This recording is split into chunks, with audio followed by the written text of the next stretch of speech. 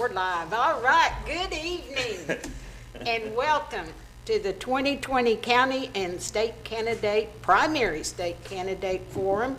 It's being sponsored by Pave. Now you're saying, what is Pave? Well, let me tell you, we are Pottawatomie County advocates for voter education. Pave is a nonpartisan group that models its forum format after the League of Women Voters. I'm Ronnie Perry Sharp, and I will be your moderator tonight. On behalf of Pave, thank you for tuning in this evening. Pave would like to thank the City of Shawnee, City Manager Chance Allison, and his staff for assisting with tonight's setup and making this facility available. Also, thanks to Pave members for their efforts to make this event possible tonight. They are Gloria Trotter, Marilyn Bradford, Karen Devereaux, and Sally McLaughlin. Ladies, thank you. And not least but last, thanks to the candidates who have worked with Pave and understood the need to follow safe guidelines for all concerned. Speaking of safe guidelines, out of an abundance of caution due to COVID-19, limited space for safe social distancing and limitation on numbers in commission chambers is enforced tonight with this forum. It will be, however, televised on Pave, Channel 3, and online at shawneeok.org. Tonight's broadcast will also be a rebroadcast this next week. Tonight's questions were submitted online to paveshawnee@gmail as of yesterday, and it was closing at 5 o'clock yesterday evening. Okay, at this time, let's go over our ground rules tonight. Each candidate will be invited to make opening remarks limited to 2 minutes each and a closing statement limited to 1 minute. After opening statements, the forum will be open to written questions.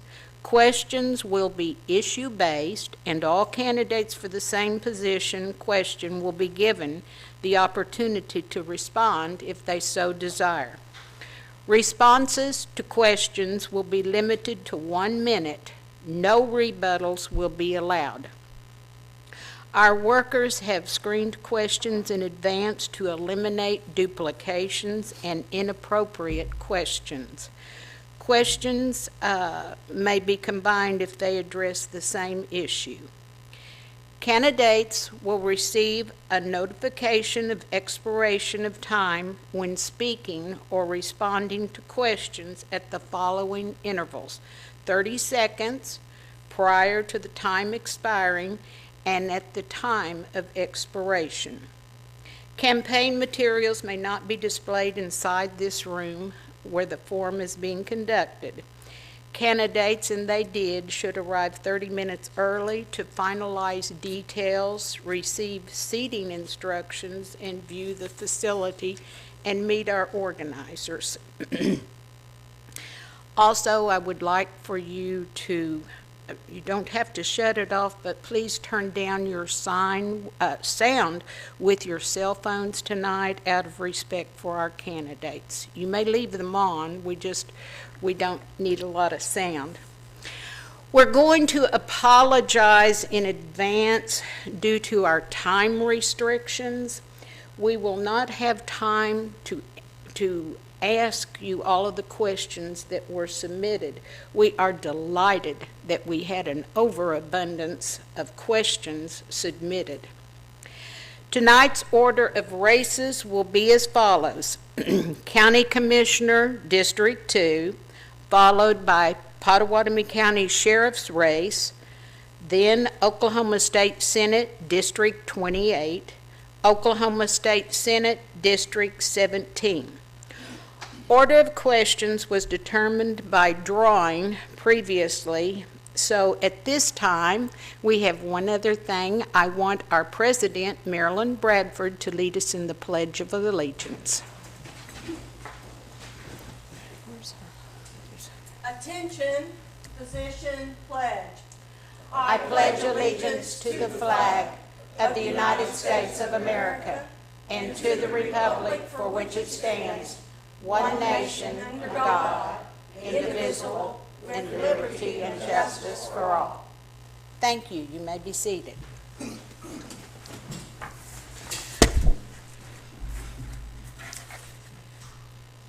Before we begin this, I want to make sure that Jason Evans, who is a candidate for County Commissioner District 2, has he arrived or is he in the building? I just wanted to be fair.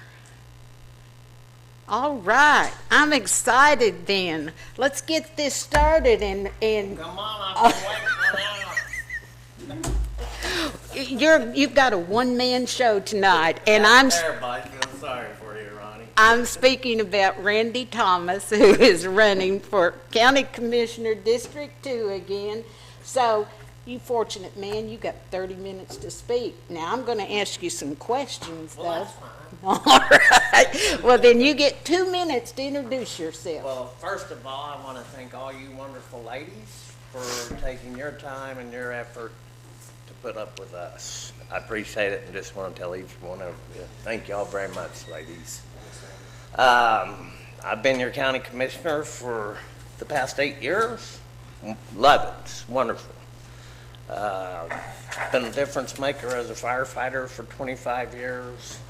Loved it. Thank God that I've got to move on and make a difference in my own county, which is Potawatomi County. Over that time, we've been through some ups and downs.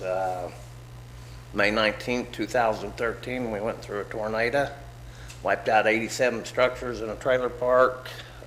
Sheriff Booth will remember that.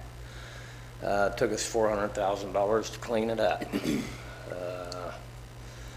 May of 2015, we went through overwhelming floods. I had 20 complete road failures.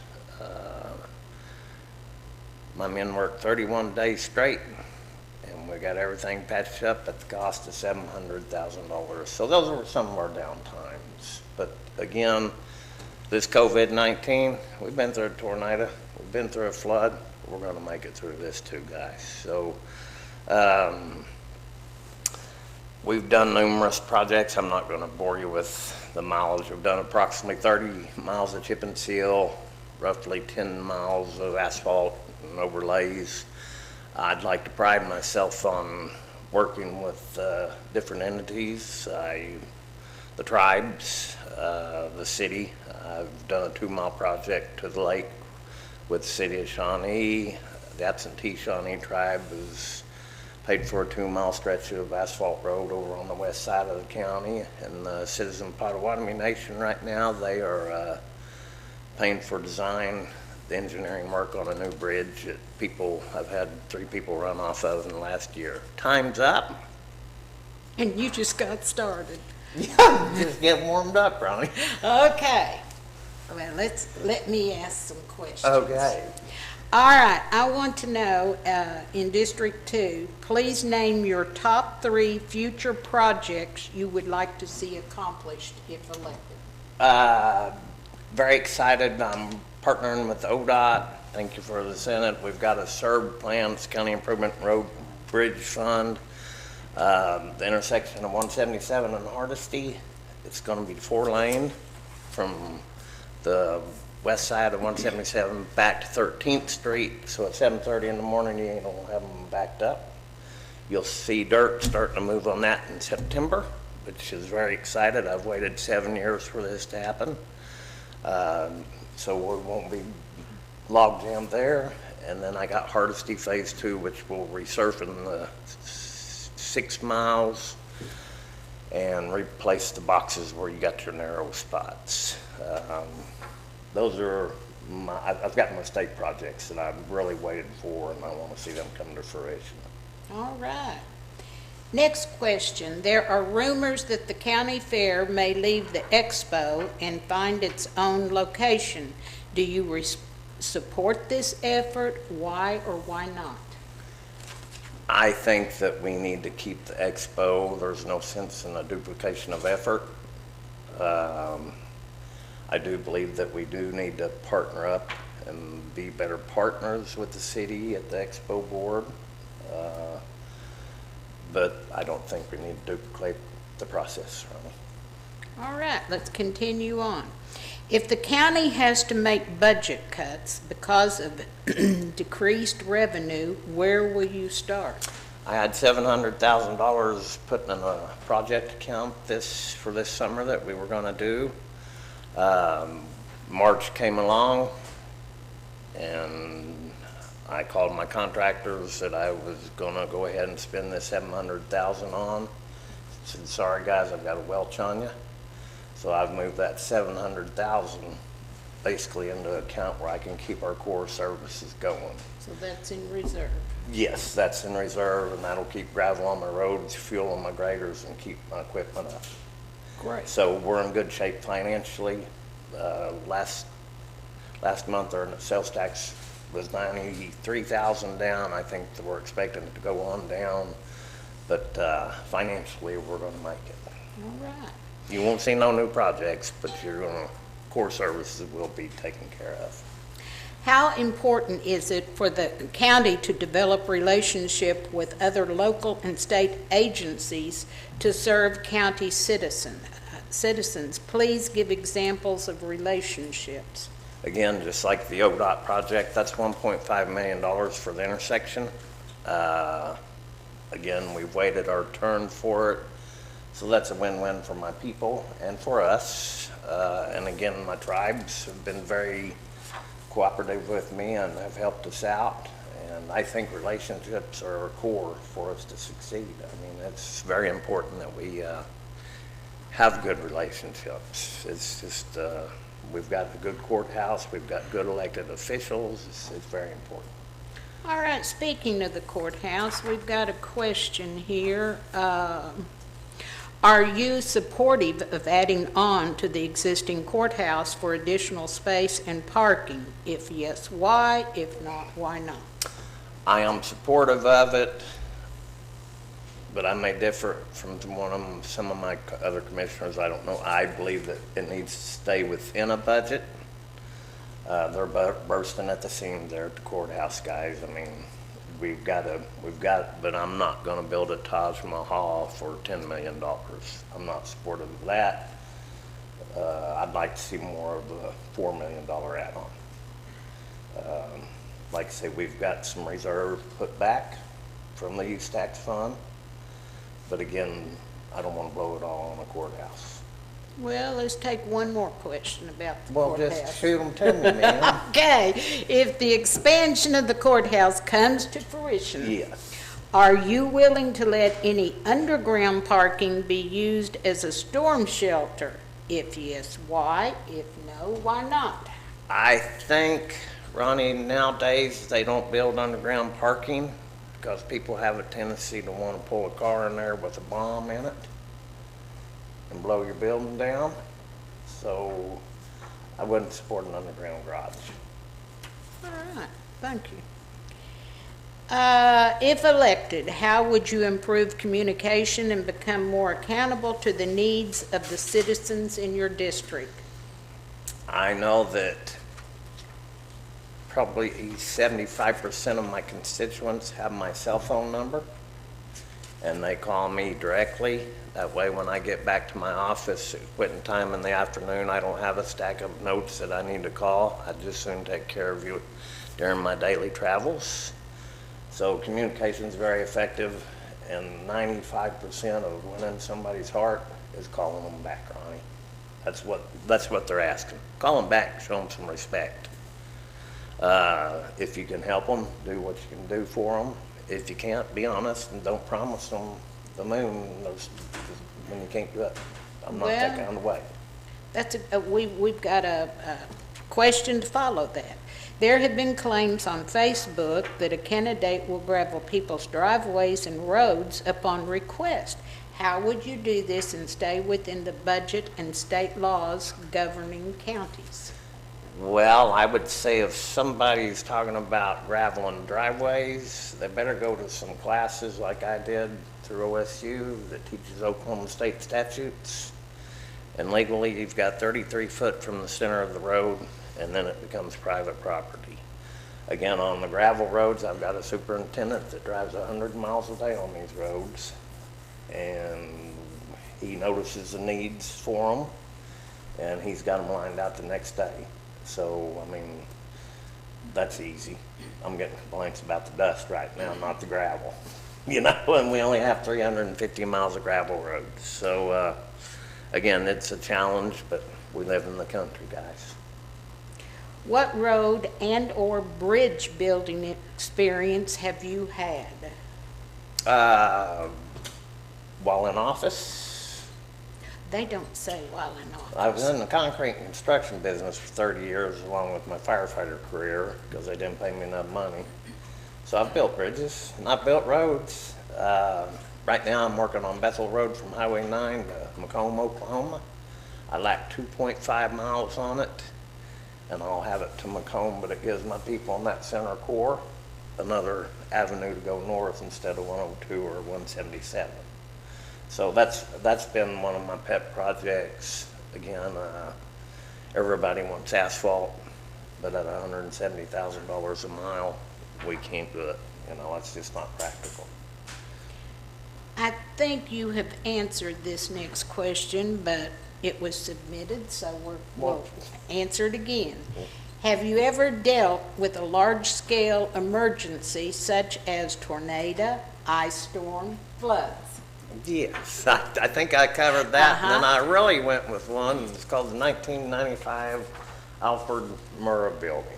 I had the pleasure of digging through that for a couple of shifts, and so yeah, I've dealt with plenty of cool stuff. The May 3rd, 99 tornado, I was on a rescue unit there. We went and helped more there, so I've dealt with emergencies. Yes, you have. And you're talking about an adrenaline rush you get that I can't get being county commissioner. That's why I've got all this energy. Okay, what departments receive the greatest percentage of the county's budget? Please name the top three and in order of their allocation. Sheriff Booth receives the top, but 92% of his overhead is manpower. Is that correct, Sheriff? 94. When I was at the Norman Fire Department, we had a $10 million budget. $9 million was for manpower. So the sheriff receives the greatest amount of funding for his deputies, and then I don't know who, the county clerk gets some, and then general government, which pays all the utilities, liability insurance, all that stuff. General government gets the largest, and then the sheriff does. But we keep the courthouse running, pay the $500,000 for liability insurance and workman's comp and all that good stuff. All right, that's a lot of information. Do you believe Pottawatomie County can make it through the upcoming budget year without too many problems? If yes, why? If no, why not? Well, number one is we're going to have to make it. I see our budget being very flat, to be honest with you. So, you know, again, it's going to be a tough budget year for this year and next year, as well as the state's dealing with it. We're going to deal with it too. And really, it's not going to be a fun time to be a commissioner because you're going to have to make some hard decisions, and we're going to have to cut some people. I mean, cut something, or, you know, but just keep our core services. Again, like I told you, if I can keep gravel and my equipment running, I'm keeping my roadways open, you know. Don't plan on laying off anybody. I think we're good there, but we are going to see budget cutbacks. It's going to be tough. Yes, it is. Melissa Dennis spoke at a recent Shawnee City Commission meeting starting at the county commissioners, that the county commissioners are willing to assist the city with the expo. Would you be willing to get involved to help get it back on track? If yes, how could you do that? If no, why not? This is something that came up today. The Board of County Commissioners Monday appointed Eddie Stackhouse to the Expo Trust, and then they didn't accept him today. So that's not playing fair. We're waiting on an Attorney General's opinion on that right now, so I'm not going to comment on that, Ronnie. I'll just hold my tongue on that. Okay. I think we're at the point that we can give you your option to do a closing of 1 minute. You didn't give me enough to open up. Well, we had to cut you off at 2 minutes. We'll give you 1 minute to close. All right, again, ladies and gentlemen, I love this county. We're booming. We're the new, people are coming from the west to the east. We're growing. We've got a lot of exciting things going. Economic development's doing great. Again, we've got my co-commissioners, all of our officials, we work good. We had the state auditor in 2 months ago, and she complimented the Potawatomi County, saying we were one of the best run counties in the state, and that was very honoring and privileged. Again, I love it. I'm passionate about it. Y'all give me 4 more years, and I'll be done with you. You have just heard from County Commissioner District 2, Mr. Thomas. Thank you so much. Thank you, ladies. Thank y'all for having me. Okay, and the order that we will follow as they drew their numbers, Jeff Griffith will be the first one to speak, then Ben Henderson, and then third will be Mike Booth. And at this time, candidate Jeff Griffith, you have 2 minutes to introduce yourself. Thank you. Good evening. My name is Jeff Griffith. I'm a candidate for the Sheriff's Office. Real quick, a little bit about myself. I grew up in Shawnee, went to high school here. After high school, went into the service. Joined the 82nd Airborne Division at Fort Bragg, North Carolina. Second half of my career, I was assigned to the Old Guard in Fort Myer, Virginia, where I was a member of the Presidential Escort Platoon and a sentinel and an assistant relief commander at the Tomb of the Unknown Soldier. After my military career, I came home and joined the Shawnee Police Department. Worked here for a time, joined the Highway Patrol. I worked at the road here in Pot County as a trooper, lieutenant, and later on as a commander. So I have a pretty good understanding of what's going on in Pot County. And the reason I run for sheriff is we got a real problem here in Pot County. Our crime rate is pretty high. We range from number 2 to number 4 in the state, only following Tulsa County. So what we really need to do, we need to focus our combined efforts in Pot County to make sure that we can tackle this crime rate. And I think we do that by having good working relationships and cooperative efforts with others to help reduce the cost for the manpower that's needed to do that, and pay attention to what's important, which is taking care of our kids and our families. Thank you. At this time, we will hear from candidate Ben Henderson. Thank you. My name is Ben Henderson. I'm 44 years old. I'm a conservative Republican. My wife, Ashley, and I live in Bethel with our children. We attend Faith Co Church. I spent a lot of time in law enforcement since 2002. I've also spent some time overseas working with foreign nationals and training in weapon systems, defense tactics, cultural diversity, as well as other things. I've spent most of my law enforcement career here in Potawatomi County.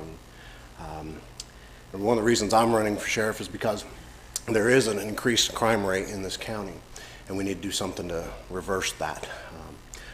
Having been in law enforcement for 18 years, I've seen a lot of things, learned a lot of things, worked with a lot of people, and we have resources available to us that are not being utilized. We have expenses that are not necessary, and we need to make some adjustments to that. There's training that needs to be addressed so that our deputies can better serve our communities. You know, there's a lot of issues throughout the entire Potawatomi County area that need to be addressed that a lot of people in our communities don't feel are being addressed. So I'm looking forward to serving our community. Thank you. And now we will hear from candidate Mike Booth. Sure, I will prepare a statement. I'm Sheriff Mike Booth, your current elected sheriff. No other candidate has law enforcement or military experience that I have. I worked for 3 former sheriffs and 2 former district attorneys of Potawatomi County, I was assigned to NCIS after 9/11 and was elected your sheriff in 2008. Our successes as a sheriff's office since 2009 are unmatched. Since becoming sheriff, we have more deputies of the year in the state of Oklahoma, more reserve deputies of the year in the state of Oklahoma. We have the most decorated deputy in the state of Oklahoma. We are currently the second most decorated sheriff's office in the state of Oklahoma, with many awards like life-saving awards, Medal of Valor for heroism, special recognition awards for going above and beyond the call of duty. While I've been elected sheriff, I was voted by a committee of elected sheriffs from around the state as Sheriff of the Year for the state of Oklahoma. I was elected as President of the Oklahoma Sheriff's Association. I'm a Special Deputy United States Marshal and the only person here that is certified in county government operations through OSU Extension Government Training Program. We have more training and advanced training and instructors than ever in the history of our county.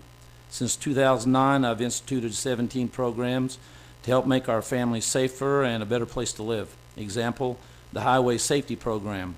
When I took office, we were 4th in the state for fatality crashes. We are now 41st.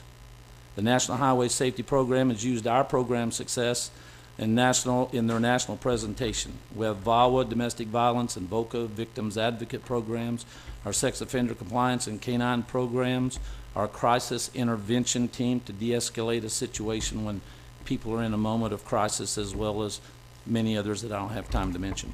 So I appreciate the support and confidence for our programs and to continue to protect and serve all of our citizens with honor and integrity. Thank you. Okay, now we will go on to our question phase of this forum, and we will start with candidate Jeff Griffith. Question: there are nationwide issues with law enforcement officers being properly trained to avoid excessive force. What steps would you take to ensure your officers deal with the public fairly? Well, first and foremost, we need to review our current policies and our use of force continuum protocols. Every agency has to deal with that. When these things happen and they come up like they do, and they'll come up more in the future, we just absolutely need to be on top of it, make sure that we're not caught in a deliberate indifference circumstance where we have to make sure we've trained them, equipped them, and supervised them properly. So part of the answer is having the training, but we also need to supervise them and give them proper equipment. And simply review, what are we doing what we're supposed to be doing to de-escalate these situations. And as these things kind of evolve and they kind of get out of control, we found that law enforcement's training is inadequate. We're behind the times. We need to get up to speed and to really review through this change of management philosophy that the department should be applying. Are we identifying the right problem? Is it training? Is it supervision? Or what is the issue? And then identify that individual that's not performing like they need to be and hold them accountable. Thank you. Same question to candidate Mike Booth. Do I need to repeat the question? No, that's fine. We have a crisis intervention team. We have several members of the Sheriff's Office that have gone through this specific training. We train individuals from other agencies that come here that have been involved in situations where there may be a violent offender, where we've been able to de-escalate that situation. We've done that many times on many occasions. Not only do we conduct that training here, but through the Sheriff's Association as well. We contribute to that training, and sheriffs all over the state of Oklahoma that bring that training in from nationwide law enforcement trainers to give us that training as well. So I think that we're on the cutting edge of that training already. As, like I said, we train other agencies that come to us for different types of situations that we write the program and the training program to get certified and by CLEAT. Some of them are beginner, intermediate, and advanced training programs. We provide that for other agencies already. So I think we're in pretty good shape. Same question for candidate Ben Henderson. There are nationwide issues with law enforcement officers being properly trained to avoid excessive force. What steps would you take to ensure your officers deal with the public fairly? We would increase the frequency of that training, as well as provide advanced training to meet up with best practices. Review our policies and procedures, make sure they're current and updated. as I think needs to be done every year. And again, with, proper guidance and leadership, making sure that, those deputies or officers are on track with that training that they've received. So, Thank you. Second question, and we will start with candidate Ben Henderson.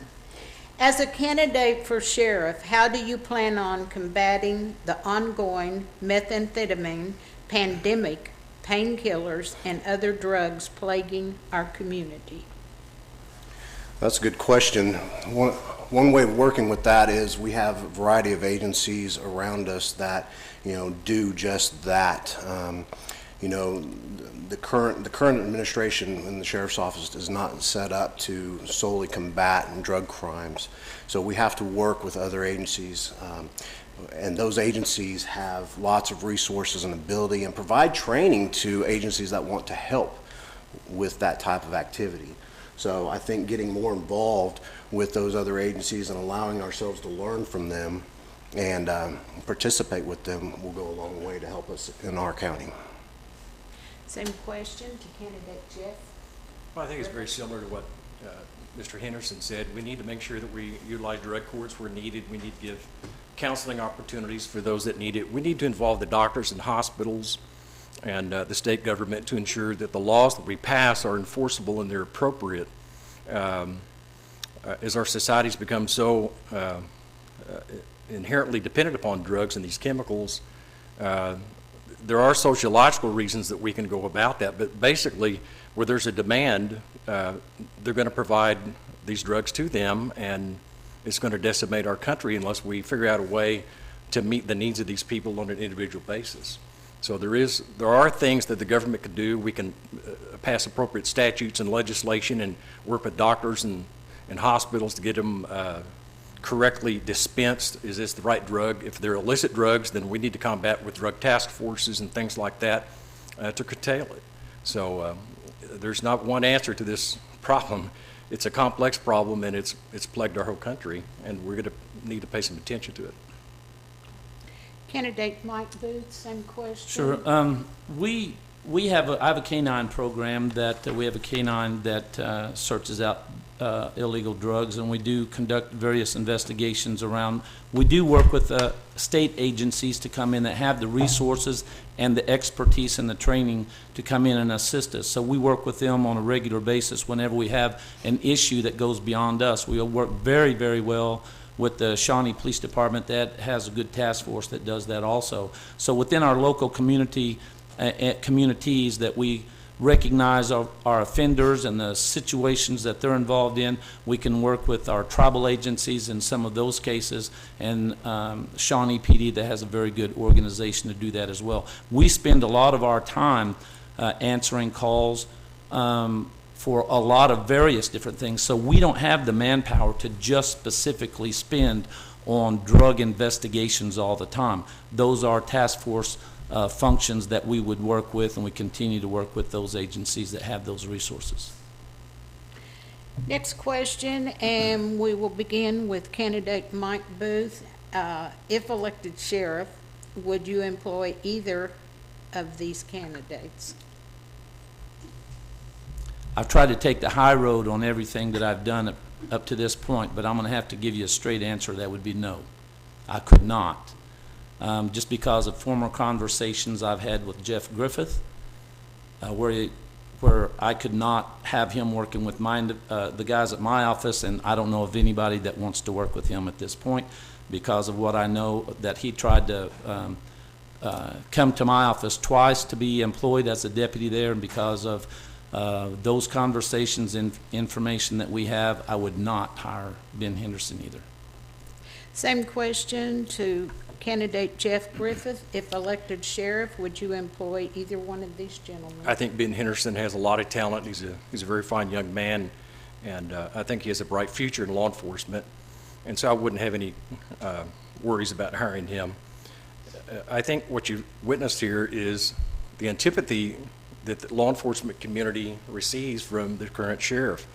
The sheriff doesn't get along with the local law enforcement, the DA task forces, and that's a real problem. And if you're going to start tackling some of these issues that we have the sheriff has to understand that he can't do it by yourself. You got to use these team members that you're at your disposal. So I would like to hire Mike Booth, but I promise you he would have some counseling about how to improve his conduct. Candidate Ben Henderson, same question. Would you, if elected sheriff, would you hire either one of these gentlemen? I would hire them both. All right. They both have good experiences and some good knowledge, and I think we could find it useful. Thank you. All right, next question. And we will start with candidate Ben Henderson. What should the state do to help law enforcement with mentally ill patients? Is there anywhere to take them to locations these days to get help? So this is a big topic. The answer is no. There's not enough. There's not enough resource. If the state's going to step in and help provide more resources, then absolutely that would be a great idea. But not just provide, the facility, but provide, help getting people that need to be there, and then follow up with them, because once we get someone there, they continue to need help. It's not just a short-term deal. It's not something that we can just sit there and go, okay, you're in a facility now, get better. It doesn't work that way. So they need some long-term options and not just a short, quick fix. It's not going to work well that way. Candidate Mike Booth, same questions. What should the state do to help law enforcement with mentally ill patients? Sure, I'm sorry. Go ahead. I was on the governor's task force assigned to that with different attorneys, legislators, law enforcement from around the state to work on that exact issue, to see what was better for law enforcement handling the mental health issues that we face today.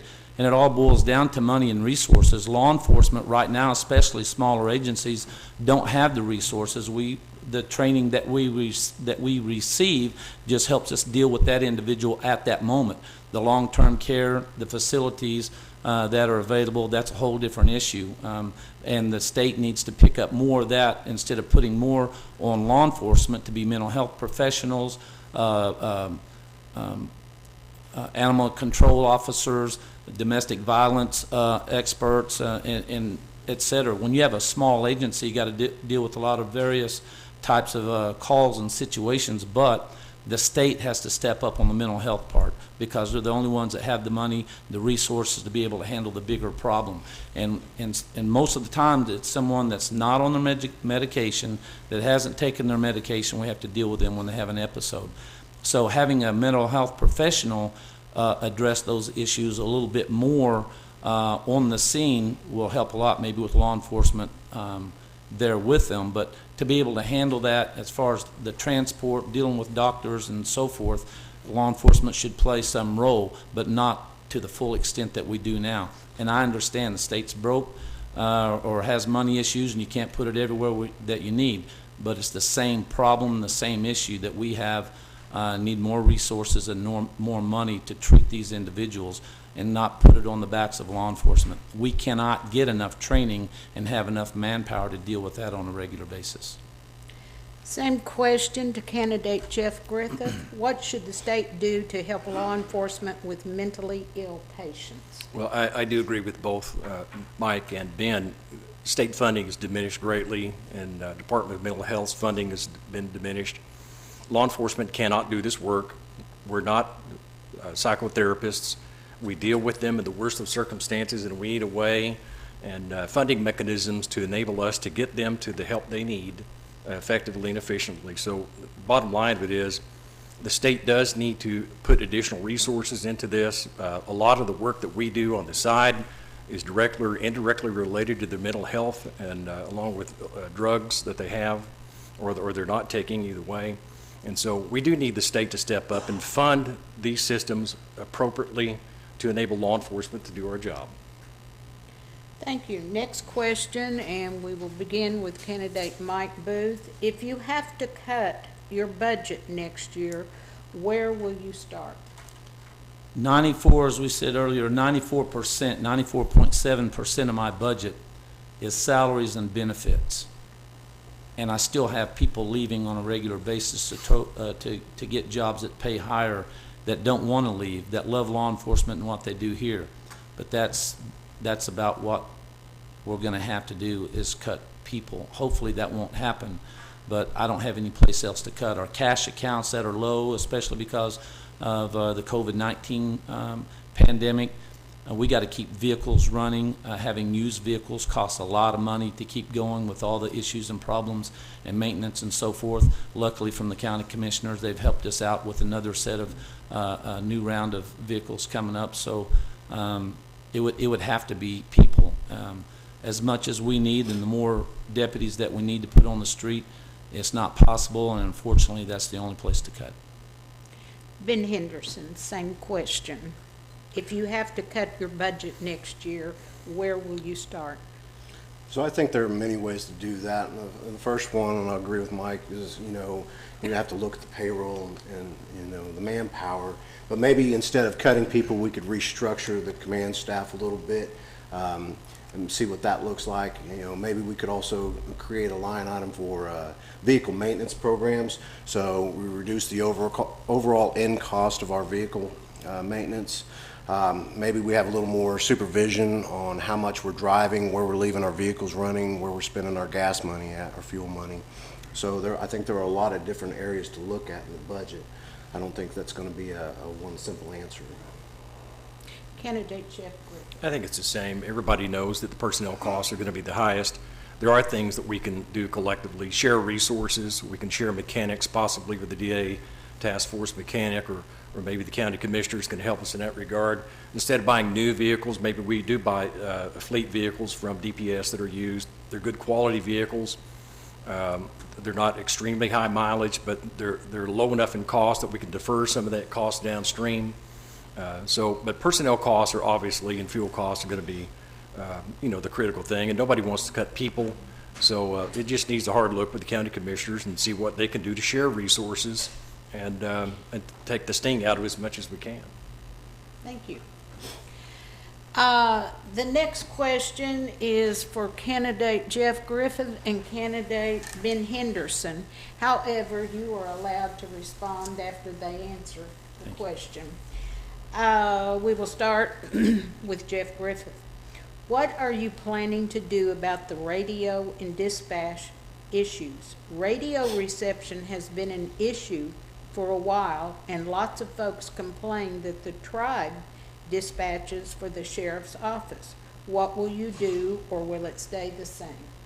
Well, the reality of it is, when they combine the dispatching with the tribe, it cut resources that may not be there anymore for the sheriff to dispatch on their own or whatever. So I think we need to be good partners with our tribal friends and do the very best that we can.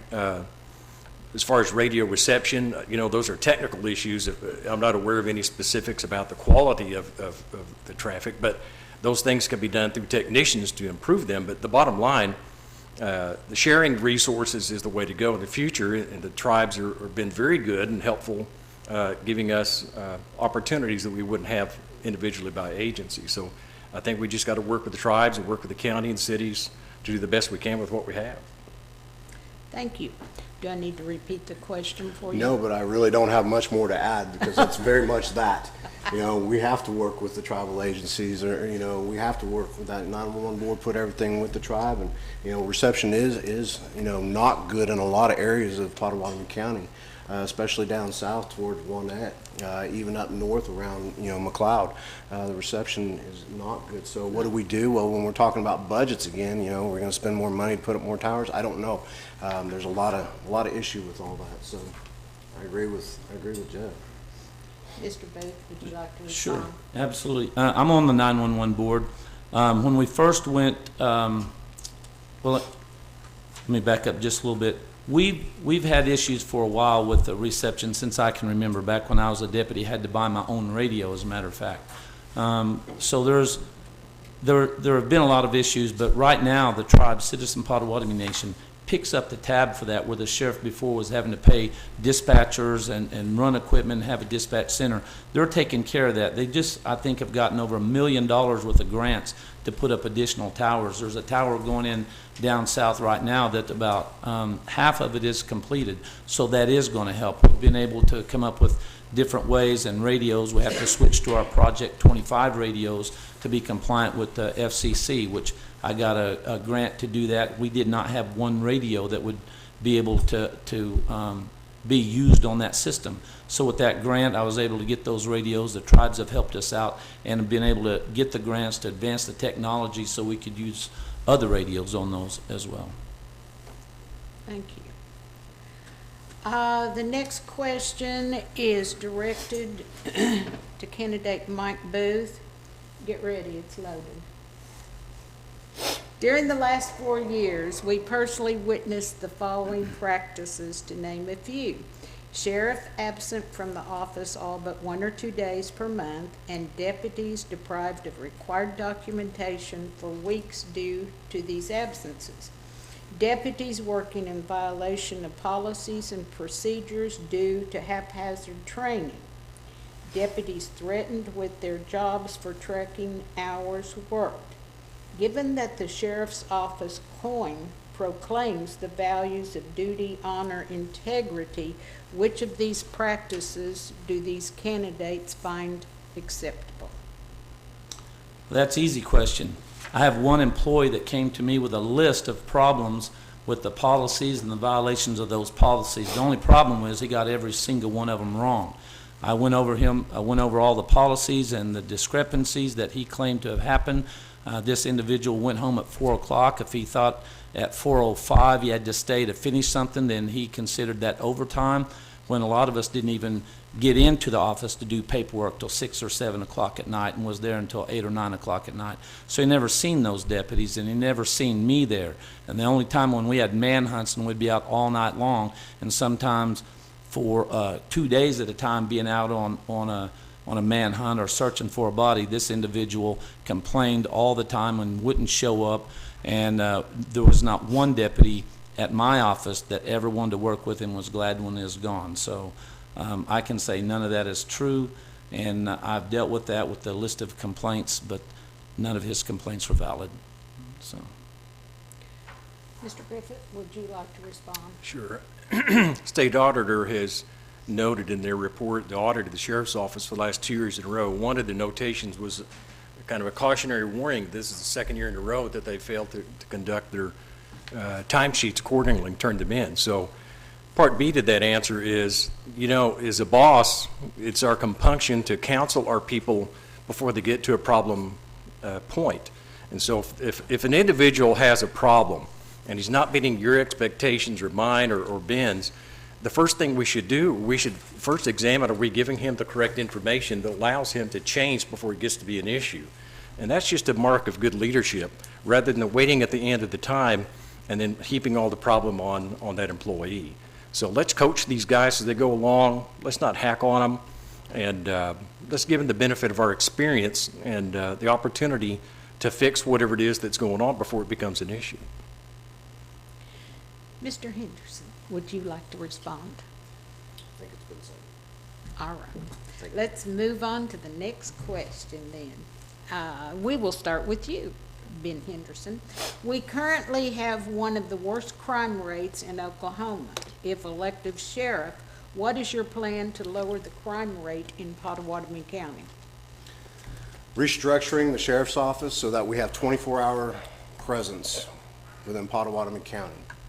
As is, we do not have 24-hour presence and have not had for some time. So restructuring the scheduling, getting people out, getting the deputies out on the streets so that they are able to respond appropriately. Create a deterrent by being visible in the first place.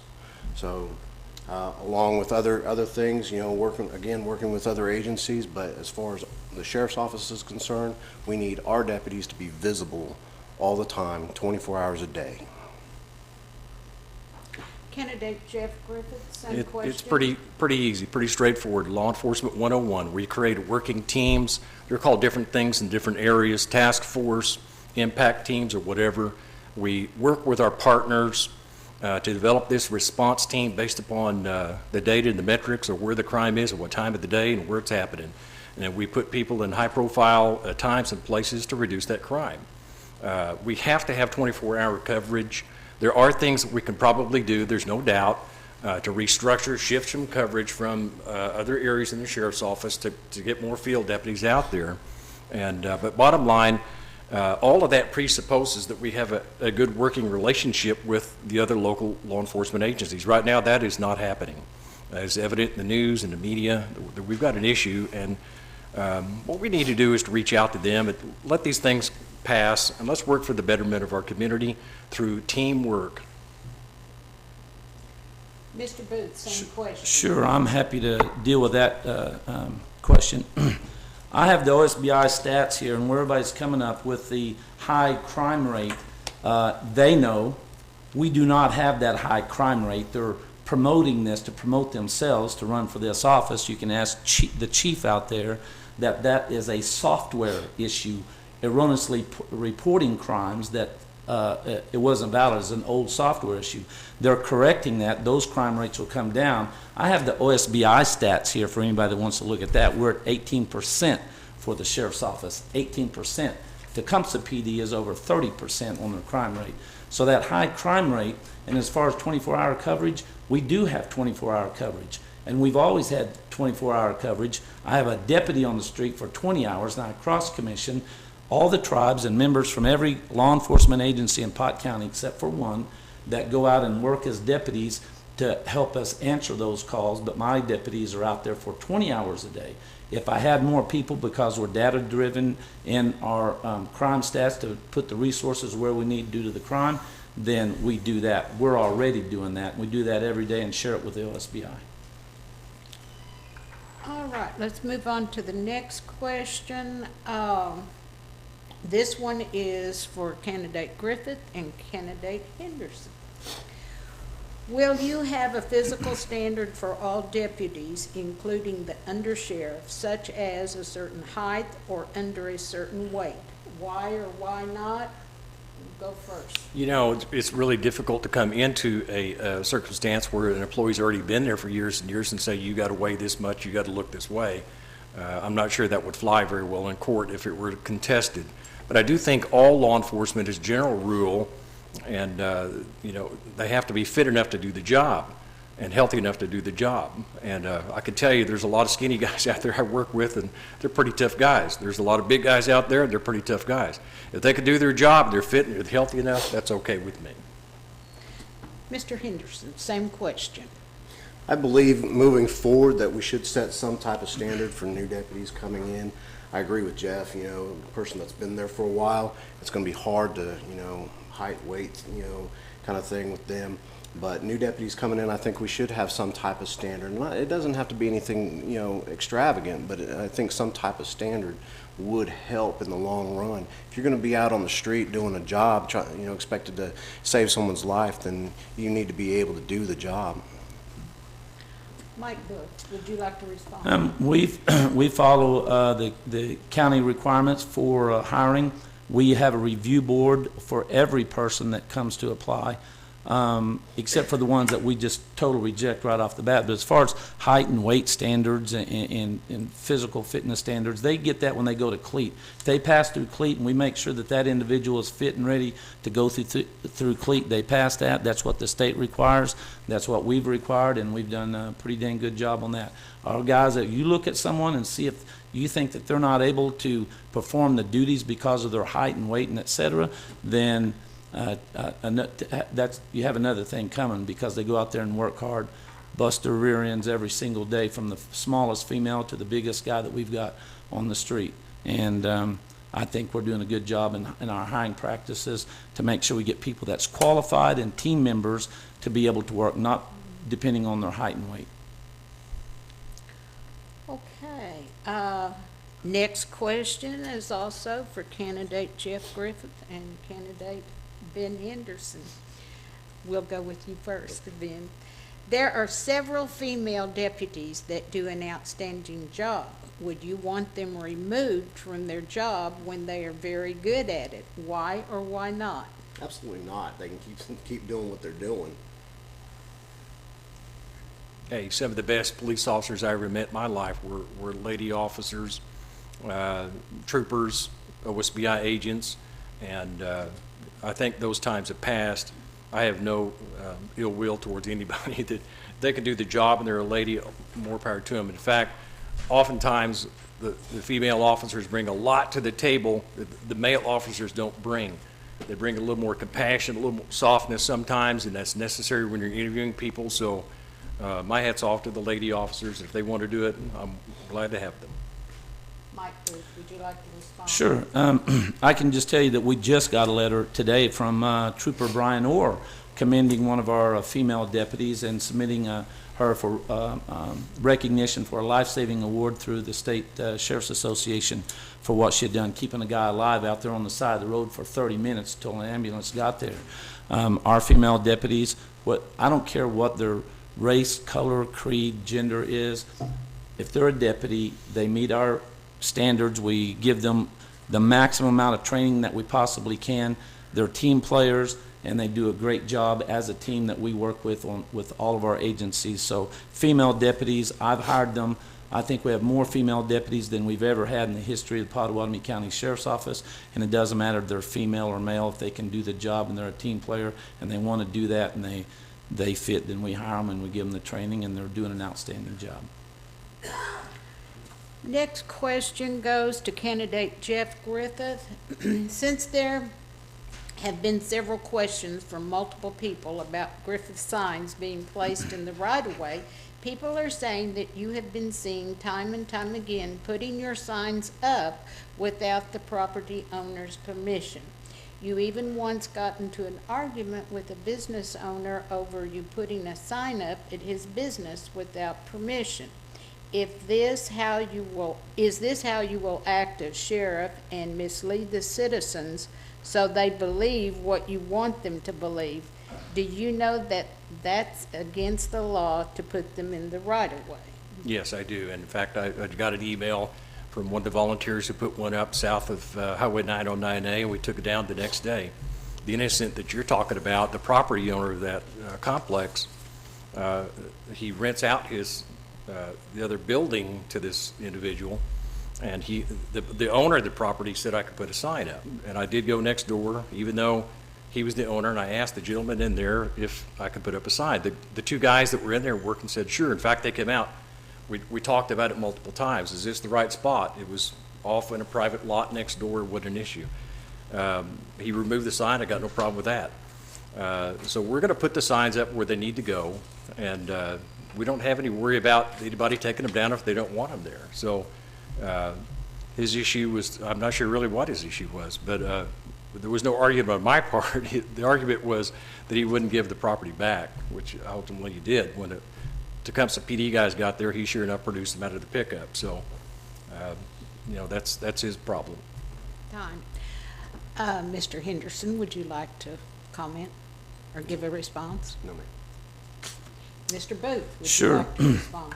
I can say we received several complaints. I just spoke with DOT yesterday because people that had called DOT to complain about the signs in the right-of-way and personally had seen Mr. Griffith putting those signs up, that had complained to me to see what we were going to do about it since DOT wasn't. DOT contacted me. I talked to DOT, and they said they would take care of it, and they had complaints, and they were going to take care of that right away.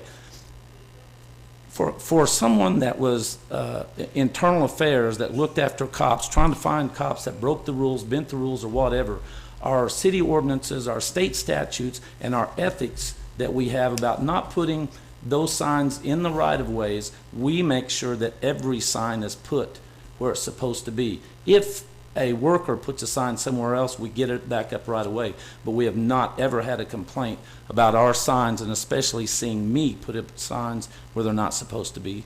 It's wrong, it won't happen, and I think that they should be taken up today. Time.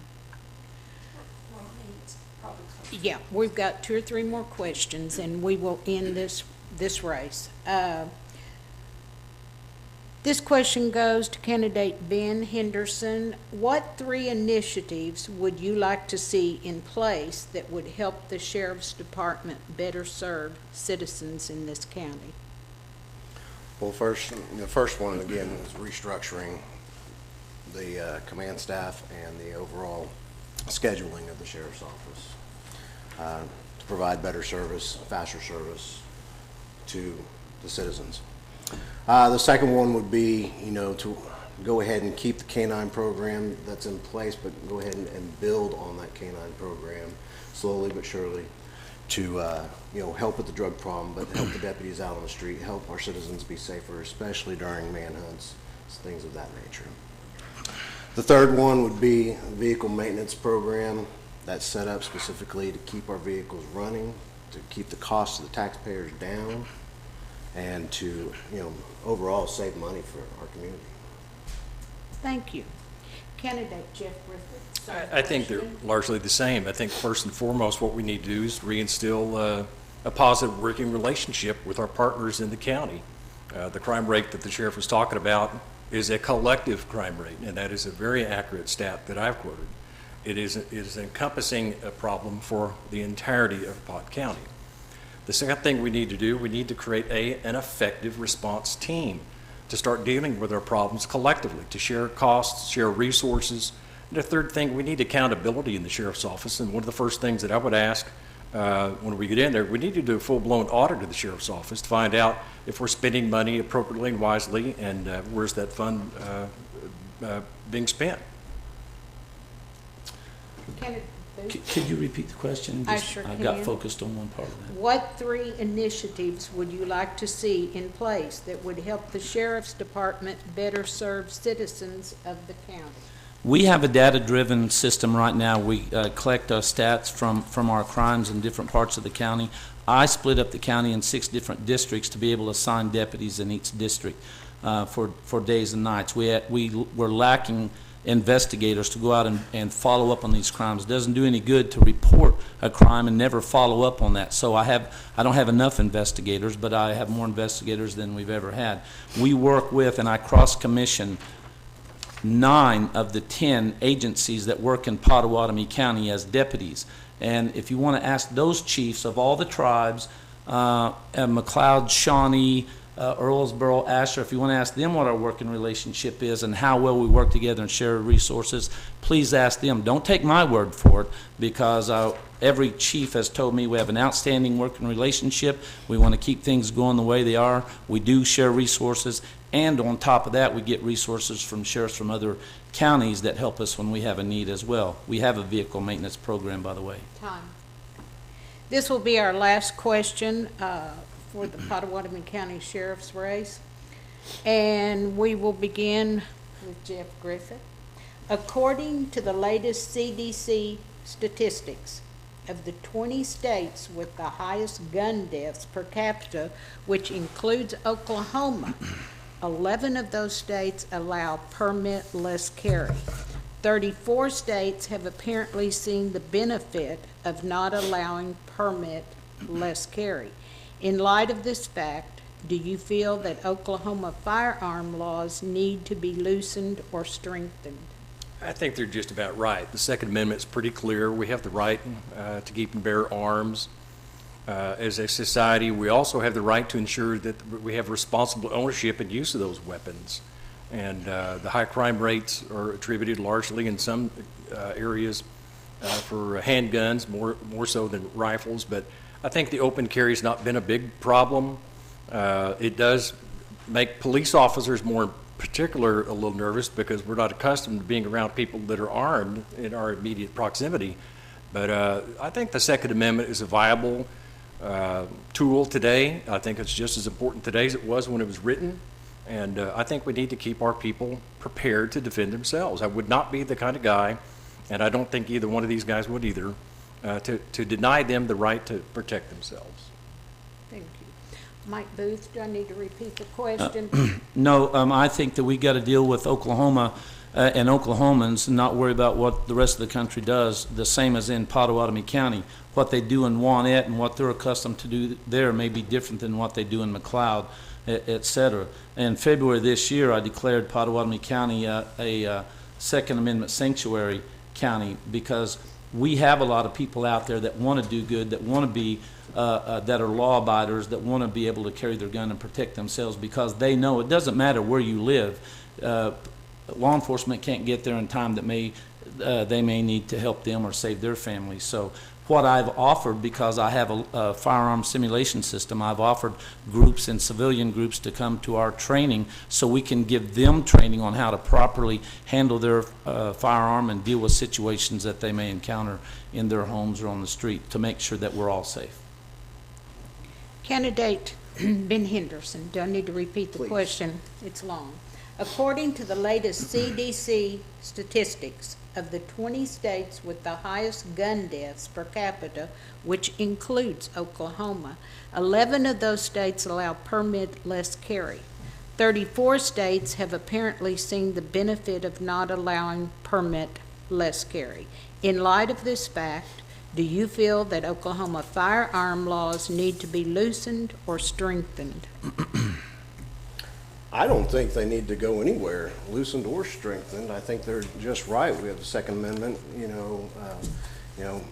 Mike made it a Second Amendment county. That's great.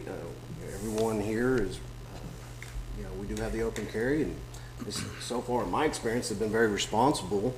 I would like to see maybe a little more training for the average individual as far as the use of, but as far as them carrying and having their firearms in their homes, on their person, and their vehicle, I'm perfectly okay with the way it is.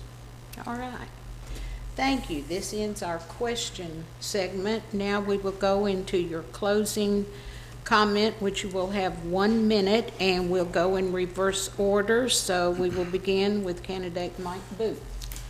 Sure. For 46 and a half years of total service, I've worn a uniform for my country and for my county, and I'm proud of that service. After many opportunities to work at other places, I chose to stay in Pottawatomie County because this is my home. This is my career. It's not a retirement job. If you have any questions about my working relationship with any law enforcement agencies in or around Pottawatomie County, call those police chiefs like I said a while ago. I have the list of them right here: Shawnee, McLeod, Earlsboro, Asher, Maud, Absentee, Shawnee, CPN, all the tribes here. Ask them what kind of working relationship that we have. Even contact the Troop A commander, the current Troop A commander, that says we have an outstanding working relationship with them. We work with them on a regular basis, exchange data, and our highway safety program has boomed because of that. I appreciate your continued support and working together for the constant effort to keep all of our families safer. Thank you very much. Next will be candidate Ben Henderson. Well, I want to thank everybody. I want to say I am the best candidate for this position. The citizens of Pottawatomie County deserve responsive and well-trained professionals to serve and protect them. And I promise to always do what is right for our community. Thank you for your time. Candidate Jan. Excuse me, I said Jeff is what I need to say. Jeff Griffith. Thank you. Pot County has some issues, and we need to focus on what's important for our friends and our families and our communities, and make Shawnee and Pot County a safer place to be. To do that, we have to have good rapport across the borders between these towns. The crime rate doesn't stop at the city limits of Shawnee. It extends through Pot County. The sheriff, in the position of sheriff, can have a massive impact in reaching out and talking to those other police departments and police chiefs. And so what we need to do is to come back to ground level 101, COP 101, and improve our working relationship and put forth an effective effort to reduce our crime rate, which is number 2 and number 4 in the state. As a county, some towns have higher crime rates than others, and I understand what the sheriff is saying. That is true. But collectively, we have a problem, and we need to work together to fix it. Thank you. This ends our sheriff's race. We will take a 5-minute stretch break. All right. And now we will begin for our Oklahoma State Senate District 28. We have 2 candidates running, candidate Mike Haynes and candidate Zach Taylor. Now, there is another candidate, and I want to make sure he is not in the hallway or if he has arrived, is Christian Ford. Has anybody seen Christian Ford? Okay, then we will begin, and candidate Mike Haynes, you drew number 1 to begin your 2-minute introduction. All right, thank you. My name is Mike Haynes. I am pastor of Deer Creek Baptist Church, south of Stroud. I own a small well services business in Prague, Oklahoma. I'm a businessman. I've started 3 small businesses from scratch, and all 3 have been successful. I'm a farmer and a rancher. The first herd I ever owned, I grew as a high schooler out of milk calves, and ended up selling them when I was in college for tuition and books. I'm a servant of the community. I was a rural firefighter for years, and I've been with folks in the very worst times in their life. Now, I'm a problem solver. I worked for IBM, and both as a contractor as an employee, my job was to come into failed projects, find out the issues that were going on, find solutions, build consensus, and move us forward. And that's exactly what I'll do for you if you hire me as Senator of District 28. I believe that I'm running for Senate because there are problems and issues that are specific to rural communities, including District 28, that linger for decades. I believe that often the metro centers take a great amount of our time and effort, and that we ignore our rural communities. Some of those issues include empowering teachers and supporting rural hospitals and rural health care, and building economic development that lasts for decades. These are things that we need to do out here, including the infrastructure to make that work. If you hire me, I commit to put District 28 first, and District 28 throughout the entire Oklahoma Senate, that I will represent us because I believe in us, and that's why I'm running. That's why we've knocked on over 3,500 doors so far, and I've put 9,000 miles on my car, because I believe that if I'm going to represent you, I need to know you. Thank you. Next, we will hear from candidate Zach Taylor. All right, thank you. And I'd like to thank you for putting this on this evening and allowing us to get our message out and inform the voters. But my name is Zach Taylor. I'm 36 years old. I grew up around Seminole. I've been there since 3rd grade, so rural Oklahoma is all I've ever known. I graduated from Seminole High School in 2002. And then went on to Oklahoma State University, where I graduated in 2005 with a Bachelor of Science in Aviation Management and a minor in Finance. Now, throughout high school and college, I worked at the Seminole Airport, and that allowed me to obtain my pilot's license, my instrument rating, and also my airframe and power plant mechanics license. So with that and my degree in aviation management, I thought I was going to go into the aviation field. That didn't end up working out when I graduated college. Apparently God had a different plan, and I went a different direction. I ended up in business with my dad, which is still what I do today. My dad and I own and operate about 50 oil wells across Seminole County and over into Pot County. So I am a businessman. I know what it's like to meet payroll. I know what it's like to have to make cuts when times are tough. And the oil and gas business is very cyclical. So.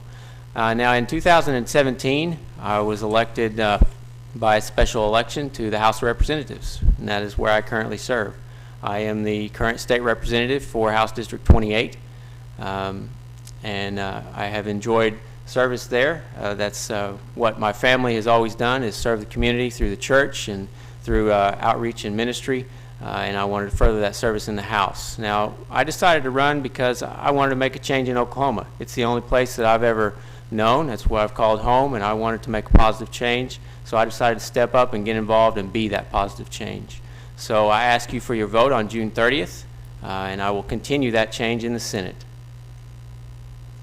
Thank you. We will start our question and answer segment. We will start with candidate Zach Taylor. What do you see as the 3 top issues for the state of Oklahoma over the next year? Well, with COVID-19 and the price of oil and gas, budget is going to be the main issue in the state of Oklahoma. There are going to have to be some tough decisions made. With 51% of our budget that goes to education, it becomes increasingly hard to hold education harmless. So there will be some tough decisions made in that. Another one is keeping core services like our roads and bridges flat. People want the best infrastructure possible. Another thing is rural economic development. When times are tough is the most important time to continue that rural economic development across rural Oklahoma. Same question to candidate Mike Haynes. Yeah, I'm going to have to agree. The budget's going to be a major issue in the next session. Now, we're helped in the fact that we've seen that there's been a lot of fraud in the unemployment numbers, and so we're seeing that even now we're going to have more money than we thought we would have. Oil is up to $48 a barrel. Our budget's set on 54, so that's going to help quite a bit. We've got a lot of work to do, and there's liable to be some cuts that have to be made. So budget's going to be an issue, but we are seeing some light at the end of the tunnel right now. Another issue is we really do have to work on rural economic development in general. Every 4 years we hear a call to diversify away from oil and natural gas as such a significant portion of our economy. We're going to need to put things in place so that we grow that over the next decade, strategies that really move us forward. And third, we're going to have to learn to deal with our health care in Oklahoma, health care access and also mental health access. We are paying millions and millions of dollars for folks that need help and aren't getting it and end up either in our prison system or in other areas that are costing us money. Thank you. Next question. Governor Stitt's Medicaid expansion bill was not supported by his own Republican majority legislature. Would you support State Question 802, Medicaid expansion? Why or why not? And we will start with candidate Mike Haynes. I would say that Governor Stitt's Medicaid expansion, Sooner Care 2.0, actually was supported by our legislature in that they did support and give him the money necessary to get that done. Now, he vetoed that. And one of the reasons he vetoed that was because of the large amount of fraud that we had for unemployment. So he was looking at significant deficits in the future. And so he vetoed that spending bill. State Question 802 is a response to our Oklahoma legislature not doing their job in approaching the health care issues that we had. But State Question 802 is a bad bill. It is a constitutional amendment that actually makes it to where the legislature of Oklahoma must spend what the federal government requires us to spend for that. And that ties our hands in a very significant way. They've already upped the amount of spending we would have to do from 0% to 10%, and if they move that to 20%, we could be looking at having to spend the entire budget of Department of Corrections on Medicaid expansion. By making it a constitutional amendment, that has made State Question 802 a difficult decision. Time. Candidate Zach Taylor, Governor Stitt's Medicaid expansion bill was not supported by his own Republican majority legislature. Would you support State Question 802, Medicaid expansion? Why or why not? Sooner Care 2.0 was supported by the legislature. It was vetoed by the governor because some of the issues that Mr. Haynes mentioned. It was thought by the governor and his office and his team that too many things had changed since he first announced that plan, and he didn't feel comfortable with the budget constraints there. He thought it was going to be too much money at the wrong time. But as far as 802 goes, I don't agree with that state question. I don't think it's a good idea to put Medicaid expansion in the Constitution. It's too rigid. It doesn't allow any adjustment, doesn't allow for any work requirements. It dictates how we're going to have to take the federal money and how we're going to spend that. So I personally will be voting against 802. I don't think it's the right plan for Oklahoma. I think there are better plans out there, better ways to do that. Next question, and we will begin with candidate Zach Taylor. Lack of health care and insurance coverage remains a real problem for nearly 200,000 to 300,000 Oklahomans. Plus, many rural hospitals are closing, leaving many Oklahomans to have to drive great distances for emergency care. How do you plan on fixing this problem? Thank you for that question. We have worked at the legislature on access issues by this past session with the PA bill, changing their scope of practice or their management and how they're overseen. We could continue looking at NPAs, nurse practitioners, and how they practice to improve access in rural areas, give more providers in rural areas.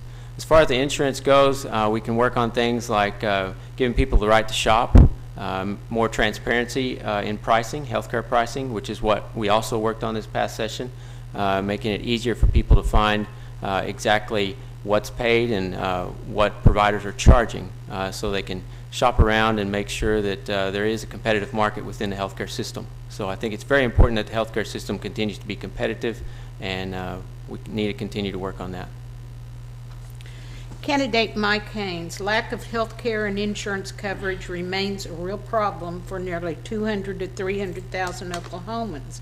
Plus, many rural hospitals are closing, leaving many Oklahomans to have to drive great distances for emergency care. How do you plan on fixing this problem?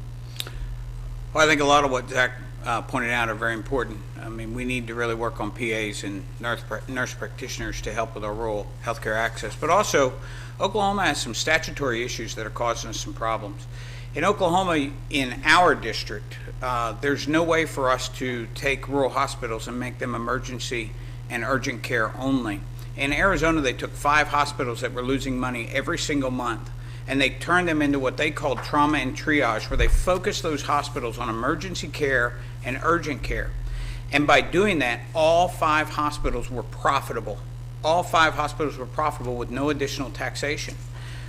Oklahoma statutory changes need to be made so that our hospitals can do that, while also protecting our communities from outside urgent care or emergency care companies coming in, cherry-picking customers, closing down, and leaving our municipal hospitals closed. This is a very important change that we need to make for the care of our communities. Thank you. Next question, and we will begin with candidate Zach Taylor. Recently, Network News featured an African-American woman who served 15 years of a 30-year sentence for allowing her children to be physically abused by her husband. She received a 30-year sentence, and her husband, the perpetrator of the children's injuries, was given a 2-year sentence. Do you agree Oklahoma needs criminal justice and sentencing reform? Why or why not? Yes, we need to continue to focus on those things, and many times the reason things like that happen that were outlined in that question is the man in that equation probably wasn't willing to plea out, and the woman, I'm sorry, I got that backwards. The woman wasn't willing to plea out, and the man, ended up getting off pretty much scot-free. So with the passage of the state questions, I think we need to continue to expand upon that, but we also have to be cautious and careful that we continue to focus on public safety of the state. But we've got to make sure that the sentence matches the crime, and we don't put people away for a long time just because we're mad at them. We need to make sure that it matches what they've done. And in that case, I would say that it definitely did not. Thank you. Same question. Do I need to repeat the question? No, ma'am. All right. Candidate Mike Haynes. I think Oklahoma has a lot of work to do on criminal justice reform. State questions 780 and 781 were incomplete in their formation, in that they decriminalized a lot of acts, or at least moved many of them down to misdemeanors that were felonies, because we were spending so much money on people in prison, and I get and understand that. But what we're doing today is we release people back into their homes without any treatment whatsoever. Those bills were modeled on Texas, and in Texas, when you're caught with that much methamphetamines or other drugs, you have a choice. You can go to prison, you can go to a mental health facility, or you can go to addiction counseling. One place you can't go is home. And in Oklahoma, they're going home. And this is demoralizing both to our policemen, our deputies and sheriffs, but it's also very damaging to the homes that we have. Zach's right. The crime needs to fit the punishment, but we need to make sure that what we're doing is actually helpful to our communities and not just reactionary. Time. We will start with candidate Mike Haynes this time. Despite the governor commuting nearly 400 incarcerated felons, Oklahoma's incarceration rates are too high. Would you work to support legislation to reform our justice system and focus more on funding on drug and mental health reforms? I absolutely will. If you go to my webpage, you'll find that that's a major aspect of what I have out there. Look, as a pastor, I do a lot of addiction counseling. And as a pastor, I also spend a lot of time in homes, very broken homes. Just sending people to prison doesn't help because they go in one door and they come out a number of years later. Now, we're spending about $16,000 per year for those guys to go into a minimum security prison. And so you're spending about $45,000 to send somebody in one door, house them for 3 years, pull them out another door, send them home, and then do the exact same thing again. That is wildly inefficient. And in the meantime, you've got children in that home. And so that person is either away in prison or in the home using drugs or doing other things. And these are not economically efficient, and they are terrible for our communities. And they are killing our schools. Our schools' special education rates are going through the roof because these kids are being damaged in their homes, and they end up getting special education, which is the most expensive of all education. Thank you. Same question to candidate Zach Taylor. Do I need to repeat the question? No, ma'am. Yes, I would work on legislation to support such things. I think that the missing piece of 780 and 781 is local treatment programs at the local level in the counties where they're needed most. There are some of our prisons that do a good job with treatment. Mabel Bassett's one of them. I can tell you that the women's prison up there does a good job with those women and sends out what you would consider a reformed product. So I think we need to expand on programs like that. We must focus on funding for local treatment in our counties to truly turn people around and help them reintegrate into society, help them get back into gainful employment, and that is something that I have worked on in the House with occupational licensing reform for people that have made mistakes in their past, allowing them to get back into the workforce and not having that barrier of a license, a professional license that they can't obtain because they have a criminal background. So I will continue to work on that. Next question, and we will begin with candidate Zach Taylor. Oklahoma's Board of Equalization is anticipating a loss of $1.3 billion for 2021. Would you support accessing the rainy day fund to fill gaps in the budget? Why or why not? Oklahoma families were asked to cut back. They did certify $1.3 billion, and we already passed that budget. We accessed the rainy day fund to lessen the cuts to education, but we did make cuts across the board as well. The cuts were just less to education. The average cut across the board was around 4%. Some agencies experienced more, some less. We just went through and determined what our core services were, and we were able to make cuts in the budget and live within our means because in the state of Oklahoma, that is something we have to do constitutionally, is pass a balanced budget. Thank you. Same question. Do I need to repeat it for you? No. Okay. Thank you. Candidate Mike Haynes. I would support it because of the character of the budget shortfall that we had. We had budget shortfalls that were going to come because of the unique situation we were in. The rainy day fund is there for just exactly that. And I also want to commend the governor and the legislature. They took a lot of heat last year for the budget of putting money in savings that everybody wanted to spend. And instead, they chose to save that money that we were able to access this year, which was fiscally responsible. And I think we all want to thank them for that now.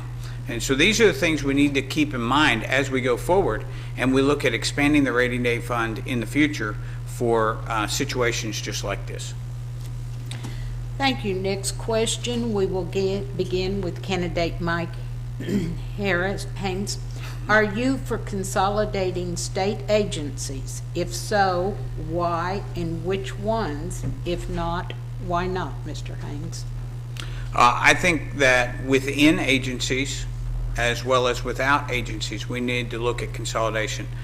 Within agencies, I have talked to many people that give me very specific examples where we have multiple people doing the exact same job. Because they can't fire or get rid of somebody, instead of doing that, they'll actually replace that person in a new position. One person will sit at a desk and do nothing, and another person will do double the load. Now, that's not right. We need to look at those things and those efficiencies. We need to look throughout our state agencies at what we can do to make everything more efficient. One of the things that I've noticed is often within state agencies, we have duplication of effort, but then at the same time, those who are working are disrespected. We need to find ways to make it streamlined, but also give honor where honor's due. Same question to candidate Zach Taylor. Are you for consolidating state agencies? If so, why and which ones? If not, why not? Over the past 10 years, that has happened quite a bit in state government. There has been quite a bit of consolidation of agencies. I know with licensing authorities in particular, we went from something like 84 licensing boards down to 60-something. So yes, where it makes sense, I'm fine with continued consolidation. But I think the biggest thing we need to focus on is continued transparency within our government and how the taxpayers' dollars are spent. I think that my constituents, and hopefully the constituents of my future constituents of Senate District 28, expect their tax dollars to be spent wisely and most efficiently. So yes, I'm fine with looking at where there is overlap in agencies. I know that we have several agencies that, just one for instance, do water quality testing. So maybe it doesn't make sense to have 3 and 4 different agencies doing the same thing. So I think we need to take a close look throughout state government and make sure that we don't have a lot of overlap and address it that way. Time. Next question, we will begin with candidate Zach Taylor. Would you support a state question reforming the state's tobacco settlement endowment trust to grant legislators greater authority to tap the fund? Well, I did support a state question this past year that changed the amount of new money coming in. Every year there's more settlement money that comes into the TSEP fund, and this state question that will be voted on by the people changes some where about 25% of that money goes. It would allow 25% of that money to be spent on health care and hopefully help with our rural health care issues. And that is just an issue for the people to decide. The people initially put the TSEP fund in place. They voted on it. I did support that state allowing the people to vote on this state question. I think that the people should be able to decide. It's been a while now since that's been addressed, so I am supportive of that. Same question to candidate Mike Haynes. Would you support a state question reforming the state's tobacco settlement endowment trust to grant legislators greater authority to tap the fund? Now, that's a difficult question, and let me tell you why. One of the reasons that often you see state legislatures not be able to access funds like this, and it's where you see the apportionments being so low in Oklahoma finance, is because the legislature's often not trustworthy with being able to access those funds. And so what happens is people want to protect that. It's the reason State Question 802 was put forward as a constitutional amendment, because people actually, even though it creates great difficulties for the state of Oklahoma, they want to keep legislators out of that. Now, I believe fundamentally we need to be able to have legislators make that decision. Right now, what we're doing is we're tying the hands of the legislature to where often they can't make adjustments that need to be made. But I say that with great trepidation, because it is often the case that what happens is what they get to touch, they waste. Thank you. This will be our last question for State Senate District 28 race. And we will begin with candidate Mike Haynes. The situation with the Shawnee Expo Center has been in the news, and there appears to be a significant problem. Would you be willing to get involved to help get it back on track?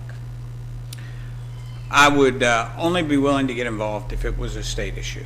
I mean, I think that Shawnee can deal with their Expo Center directly, but if it becomes a state issue, then I'd be willing to get involved.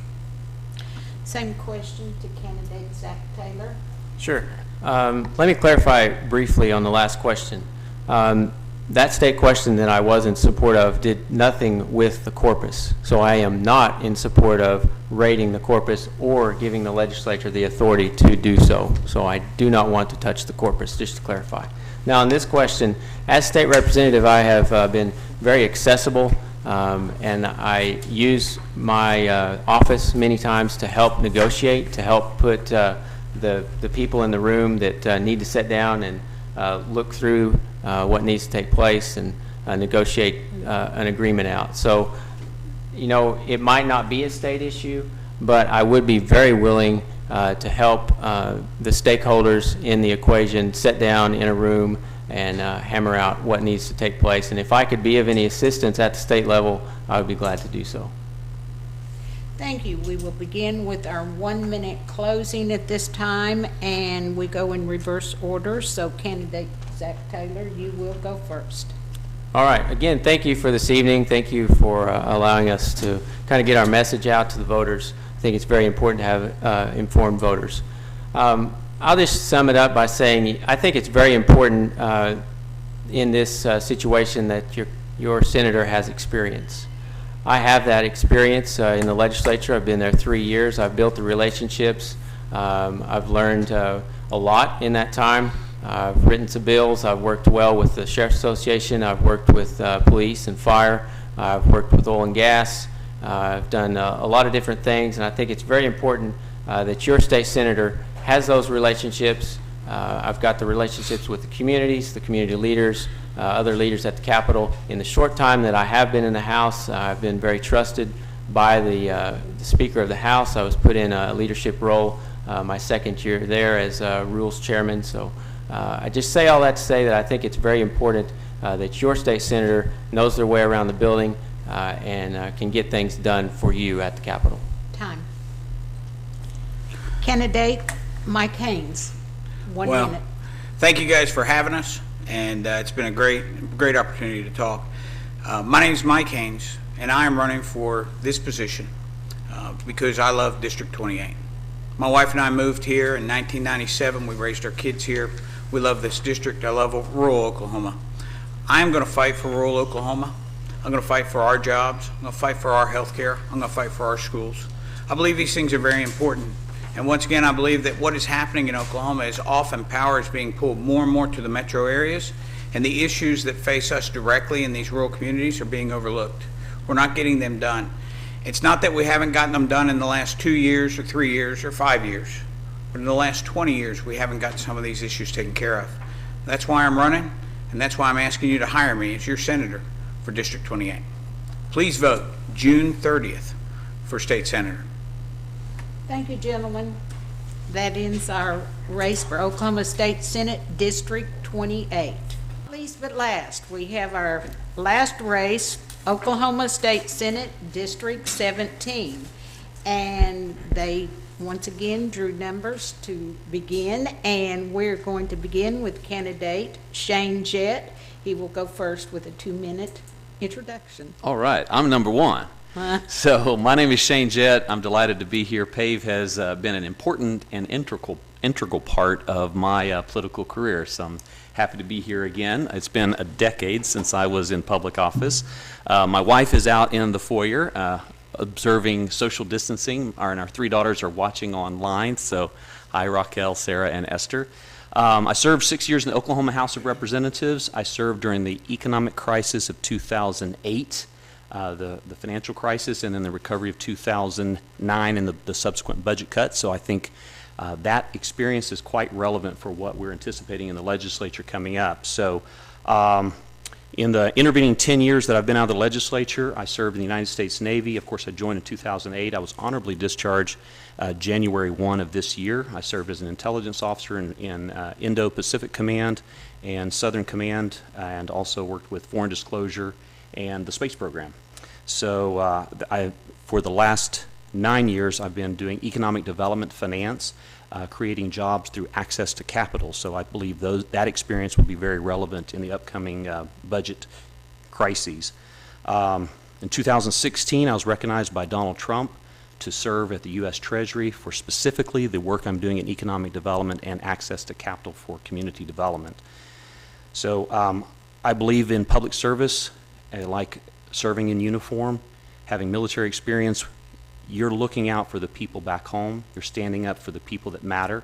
When you put on a uniform, you forget about differences and you start focusing on what is needed. In the military, it's taking care of the warfighter downrange and preparing to join them if necessary. In the legislature, you're making sure that the voices of the 70,000 people that you represent are being represented on the Senate floor. I would be honored to represent those families.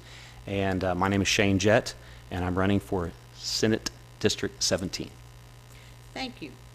Our next candidate we will hear from will be candidate Ron Sharp.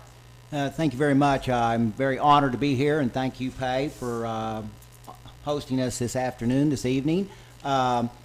Just a little bit about myself. I'm the incumbent senator. I've served in this position for 8 years. A little bit about myself. I went to Horseman Elementary School here in Shawnee, Oklahoma, and my principal was Elmo Pips. And I then went on to junior high, and my principal was Elmo Pips. And then I went on to high school, and my principal was Elmo Pips. And now for the last 30 years, I've lived in a home that I purchased from Mr. Elmo Pips. So that tells you a little bit about myself.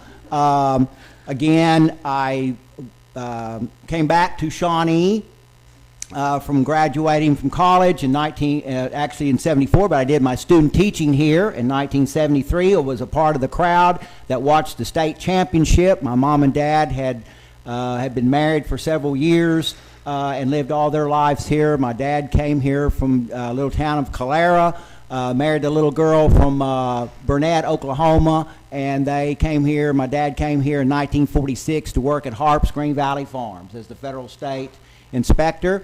Again, I came back here in 74 and taught for 38 years teaching tennis.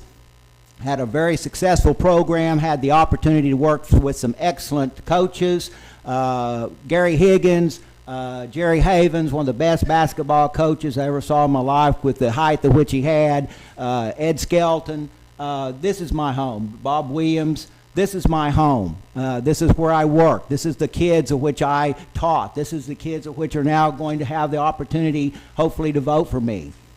But not only am I a resident of Shawnee, but my dad worked in the agriculture department. I got to visit Choctaw, Jones, Luther, all the areas of which I am now representing.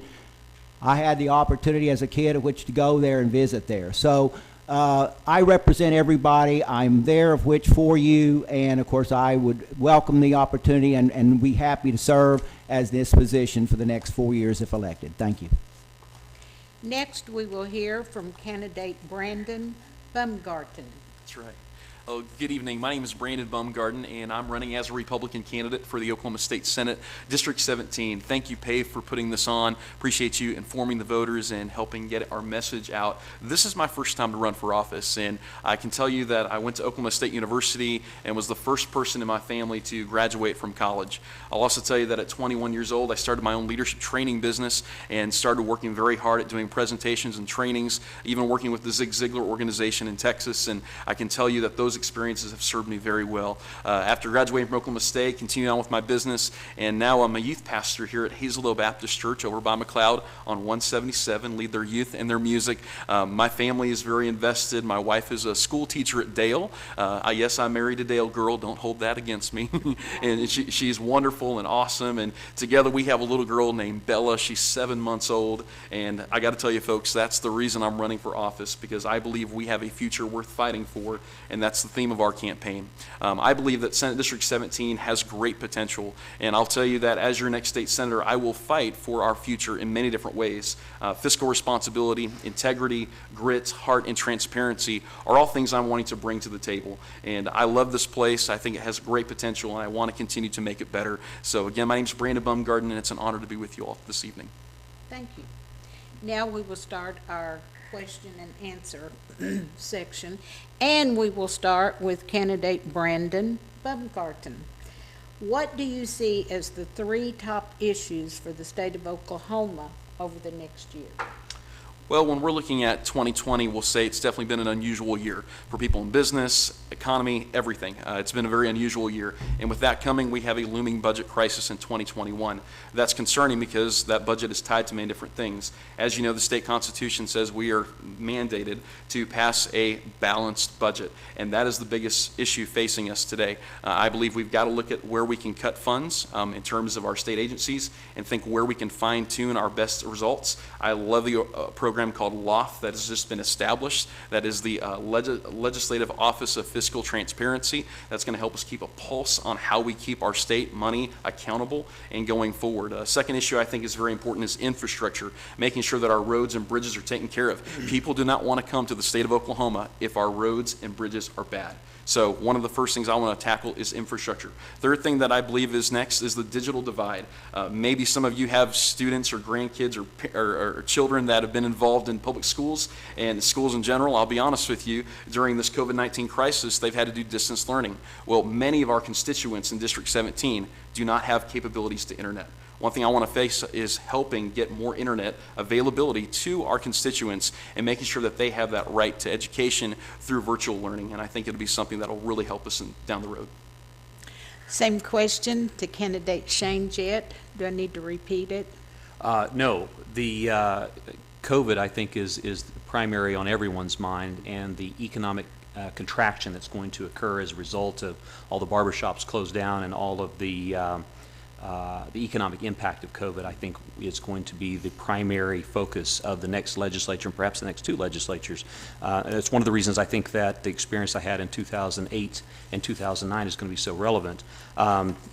Making sure that we address the budget, make sure that we're making cuts that are relevant to Oklahoma. When we did it in 2008, we were basically taking cuts evenly across the top. This is an opportunity for us to take a hard look at Oklahoma and figure out what are essential services, what are not. So streamlining the budget and making sure that Oklahoma is lean and fit and ready to move into the next decade is important. And of course, the 2 things that are important, whether Dewey Bartlett was running in 2000 or in 1960, when I was running in 2002 and 2004, and today, people want good quality jobs so they can take care of their family, and they want quality education so that their kids don't have to go to Texas to get a job. So those types of things are important, and of course infrastructure is essential for making sure that our businesses have access both in the digital superhighway as well as our roads and bridges. Candidate Ron Sharp, what do you see as the 3 top issues for the state of Oklahoma over the next year? Well, it's the same 3 top issues of which we've had for basically throughout history. And number 1, of course, is the budget. Because our budget is so dependent upon energy, we have to make sure that we are providing the proper economic environment to ensure that our energy business continues to expand and grow. We are always going to be an energy producing state. Number 2, of course, is education. The entire key to criminal justice reform and to all of our basic social problems is to providing children with a quality, best teacher education that they can possibly get. And that's one of the things that I have done as a senator, is to do my best to ensure that our education system is fully funded and that we have quality teachers in our classroom. And the third one, of course, is transportation. I've worked very diligently with ODOT, of which if you've noticed here in the last 8 years, we have a 6-lane that's going to be going in between 177 and Oklahoma City. We have a turnpike that's going to help bypass Oklahoma City that should cut down on the problems in I-35, I-40 exchange as we do construction there. Again, I've very diligently supported county improvement on roads and bridges. As our county commissioner pointed out, I helped with the planning and the distribution of funds to the Hardesty and 177, and of course we're working on the Bryan Street Exchange, of which should add tremendous economic growth to Shawnee as we expand. So again, if you look at all the transportation that's happened during my last 8 years, I think you will see that we have made a tremendous improvement to try to make sure that commerce thrives in the state of Oklahoma. Next question, and we will begin with candidate Brandon Baumgarten. Governor Stitt's Medicaid expansion bill was not supported by his own Republican majority legislature. Would you support State Question 802, Medicaid expansion? Why or why not? I would look at the state question and tell you that for where we're at right now in the society of Oklahoma, in terms of our unemployment funds and the way things have been exhausted at the state capitol, I'm not in favor of that state question. I will tell you that because I believe that is going to hook us into something that we're going to be having to contribute to for years to come, where the federal government has rates. And I don't know about you, but I don't like Uncle Sam having to dictate what type of health care we need to have. I'm all about for the free market and making sure that we have the resources in place so that our people can have the affordable health care later. I think there's definitely opportunities down the road for us to improve on our health care, but right now our priority is, for me, to vote no on that state question. Same question to candidate Shane Jett. So the previous legislative candidates pointed out that the legislature actually did support Kevin Stitt. He ended up deleting his own initiative or vetoing his own initiative because of the budget situation. So State Question 802 is basically the federal government force an initiative for the people to vote to force the Obamacare provisions onto the state of Oklahoma, obligating us to follow federal rules and preventing your elected officials from actually addressing it because they have to deal with the Constitution. State Question 802 is a bad bill. It was designed, and it will hurt our budget, especially with the upcoming budget crunch, by obligating us to pay $1 for every $9 that we receive from the federal government. Piling more money onto a bad system just means you're going to squander more money. Lobbyists with the OCMA are in favor of it, but the doctors right here in this district are opposed to it. Thank you. Same question to candidate Ron Sharp. Unfortunately, as the incumbent senator, I am not allowed under ethics rules of which to give an opinion of the state question once it has been presented by the people in an issue petition, and now it's before the people. So, but all I can say is this, that those that are proponents of it believe that 90% of the funds are going to be provided by the state of Oklahoma. It will be provided to 18 to 55, or basically 65-year-old individuals. Many people feel like that we are negating using these federal funds. On the other hand, there is 10% of which will have to be paid by the state of Oklahoma. That's about $160 to $200 million, depending on exactly how many will take advantage of this. And this will be problematic, basically, on the fact of our volatility of our budget, because we will either have to raise taxes to come up with that $160 to $200 million, or we're going to have to cut existing services. So that's the decision of which the people will have to make on June 30th. Well, let's move on to health care. And we'll start with candidate Ron Sharp. Lack of health care and insurance coverage remains a real problem for over 300,000 Oklahomans. Plus, many rural hospitals are closing, leaving many Oklahomans to have to drive great distances for emergency care. How do you plan on fixing this problem? Well, there are several things of which the legislature has addressed during the last 8 years, and particularly the last 3 years, to try to address this. One, of course, is to provide scholarships to OSU medical students to encourage them of which to do their practice in rural Oklahoma. Of course, other is something that was mentioned in the last segment about nurse practitioners, to encouraging more and more nurse practitioners to go into rural Oklahoma. We do have a problem in rural Oklahoma in the fact that it is either holding steady with population or it's declining population. So therefore, that is the problem that we're going to have with the fact that when you do graduate from medical school, you have to have patients. So more and more of our, because of our improved system, on highways are just basically going to the metro areas for that care. So we're going to have to figure out how we can get the patients back into rural hospitals or rural facilities. That's the first problem. So we are addressing that to the best of our ability, and I'm sure that we're going to continue. Thank you. Time. Same question to candidate Brandon Bumgarten. Yes, ma'am. I would say that, there's a lot of red tape that needs to be cut in rural Oklahoma, particularly when we're looking at a lot of our nurse practitioners, as Senator Sharp alluded to. I think we need to give them the opportunity to practice to make sure that people get the health care they need. I would rather have some health care than not any health care, and definitely in our rural Oklahoma setting, we definitely need that help to help more people down the road. Same question to candidate Shane Jett. So rural healthcare is something that's near and dear to my heart. When I was in the legislature, I worked closely with OSU in their telemedicine, trying to figure out how we project medical care into rural communities, and some of it was telemedicine. We use Teledoc sometimes late at night with our 3 little girls.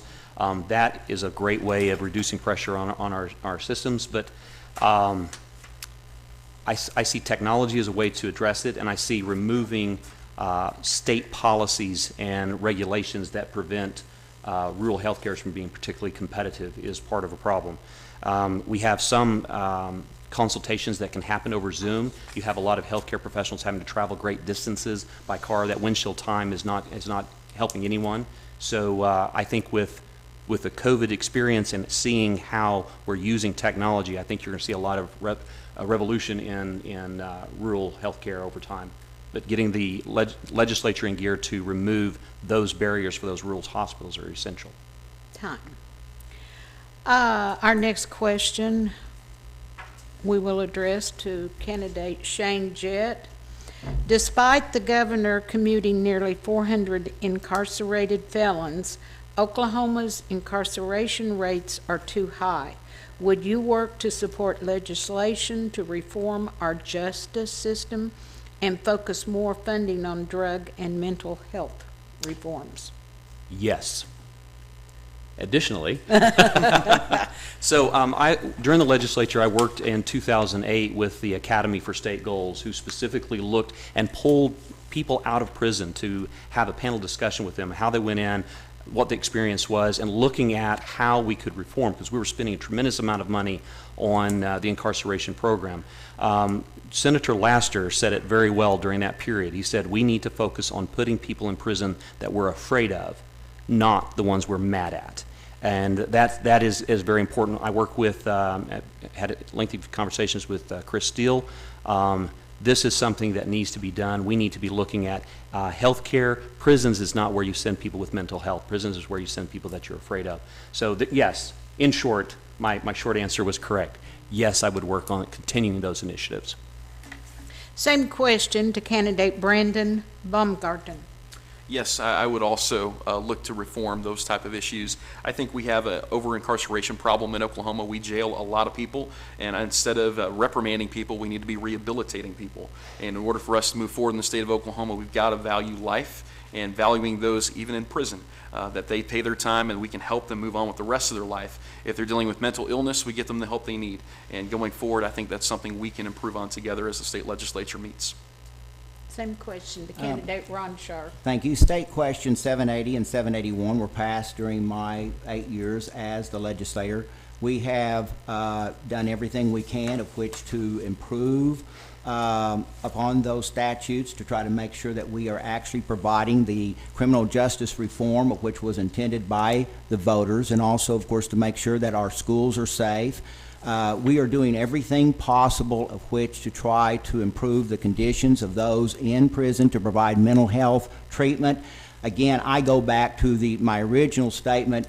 The best way of which to resolve the problems in our penal system in the state of Oklahoma is to provide a quality public education, to make sure every child has the abilities of which to go out and get a job, provide the counseling services there, and to ensure that our families are stable here in the state of Oklahoma by providing them counseling services. And that's where we need to really look at, is trying to make sure that our home structure is sound. Thank you.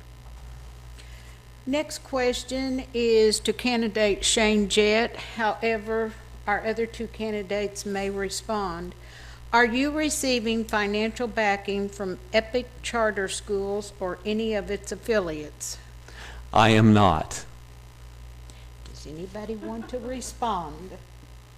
I am not either, and I will tell you, Senator Sharp, you have been mistreated in this campaign by folks that are trying to demine and undermine this campaign, and I can tell you that it is beneath the Oklahoma standard for that reasoning. So, sir, we appreciate your service, and don't feel like we're behind it, because I can promise you our campaign is not behind it. Again, I appreciate that, Mr. Wemgarten, because again, this has been very stressful on me.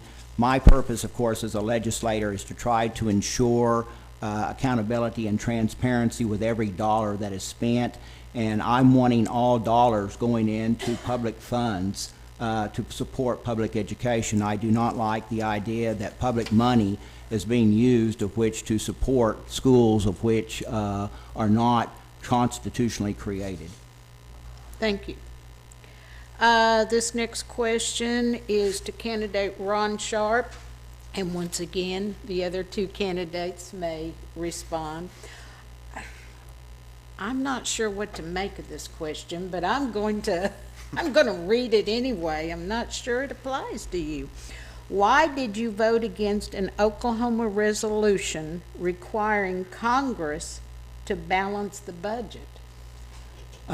Again, I'm an economics teacher, and of course, when you have President Trump, we've just created another $6 trillion in debt.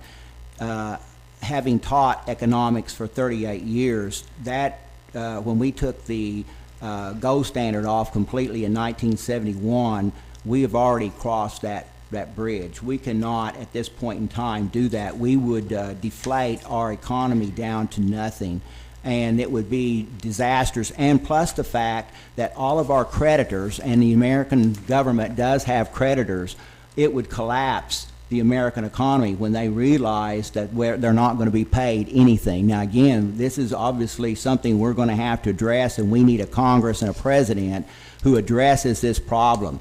But to think that the state legislature of Oklahoma should be trying to, in a COVID crisis and any other crisis out there right now, to try to deflate the American economy down to nothing with a gold standard or whatever standard of which they created would not be a practical idea under economic terms. Candidate Shane Jett, would you like to respond? Could you read that question again? Why did you vote against an Oklahoma resolution requiring Congress to balance the budget? No comment. Okay, it's Brendan Bumgarten's time. Would you like Next to respond? question. Okay. Yes. Moving right along, let's come back to criminal justice. Recently, I'm going to ask you the same question I asked the other Senate candidates. Recently, Network News featured an African-American woman who served 15 years of her 30-year sentence for allowing her children to be physically abused by her husband. She received a 30-year sentence, and her husband, the perpetrator of the children's injuries, was given a 2-year sentence. Do you agree Oklahoma needs criminal justice and sentencing reform? Why or why not? Representative Shane Jett. So I find that situation appalling, like I think everyone that heard that question at the earlier session. Yes, the short answer is yes. We need criminal reform. If for the same set of crimes you have someone going for 30 years for standing by, and who is probably also a victim of that individual, and then the perpetrator themselves going for 2 years, is incomprehensible. Same question to candidate Brandon Bumgarten.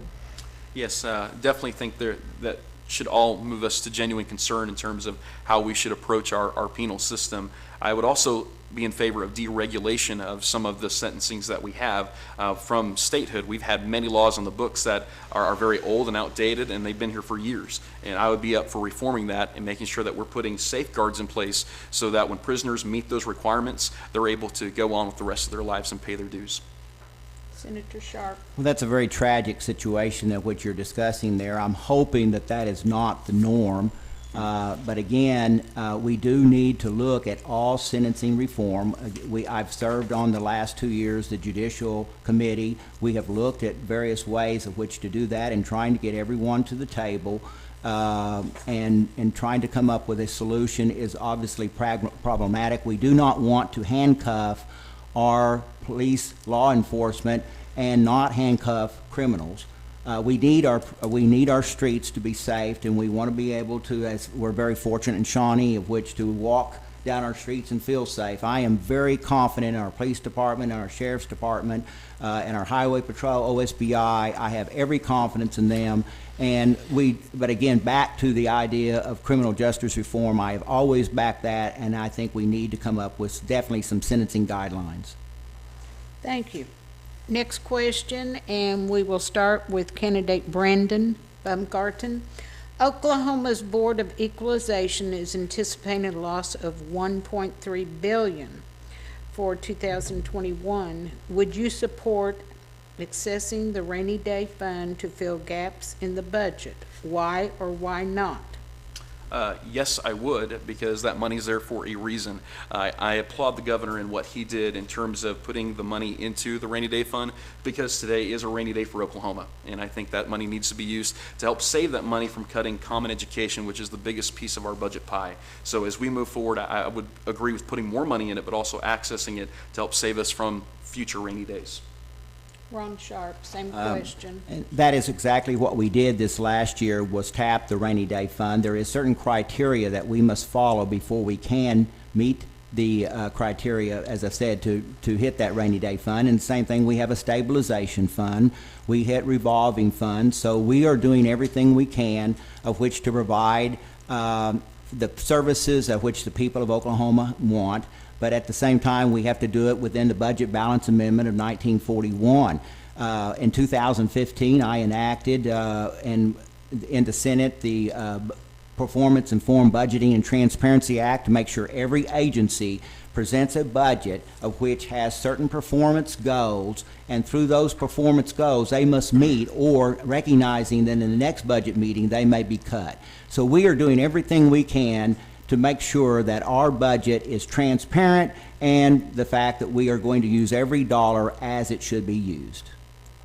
Shane Jett, same question. Read the question. All right. Please. Oklahoma's Board of Equalization is anticipating a loss of $1.3 billion for 2021. Would you support assessing the rainy day fund to fill gaps in the budget? Why or why not? So this is where I will depart from my colleagues here, and this is precisely the experience that we had in 2008 and 2009. Back then, we tried to look at, as much as possible, holding harmless public education, but then cutting everything as equally as possible across the board. And we squandered an opportunity. The opportunity to take a hard look at all the agencies to determine, are they duplicating services? Are there places that are testing waters in 3 different departments, as outlined? This is our opportunity to do what businesses do in Oklahoma, what families do in Oklahoma when you have hard times and you have to tighten your belt and figure out how to be more efficient going forward. So before we start accessing the rainy day fund, let's take this opportunity that we've been provided and look at the state and make sure it's as efficient as possible and that it's saving the state's money. If we're wasting taxpayers' dollar and we're accessing the rainy day fund before we've looked at efficiencies, then we're mismanaging the state. These will be our last 2 questions for candidates for State Senate District 17. We will begin with Shane Jett. Are you for consolidating state agencies? If so, why and which ones? If not, why not? So that just goes right in for my previous question, is absolutely. There are agencies that have duplicating services that need to be looked at. This is an opportunity for us to streamline and make sure that we have a leaner, meaner, more efficient, and survivable agency. So short answer is absolutely. Same question to Ron Sharp. Only if it's efficient.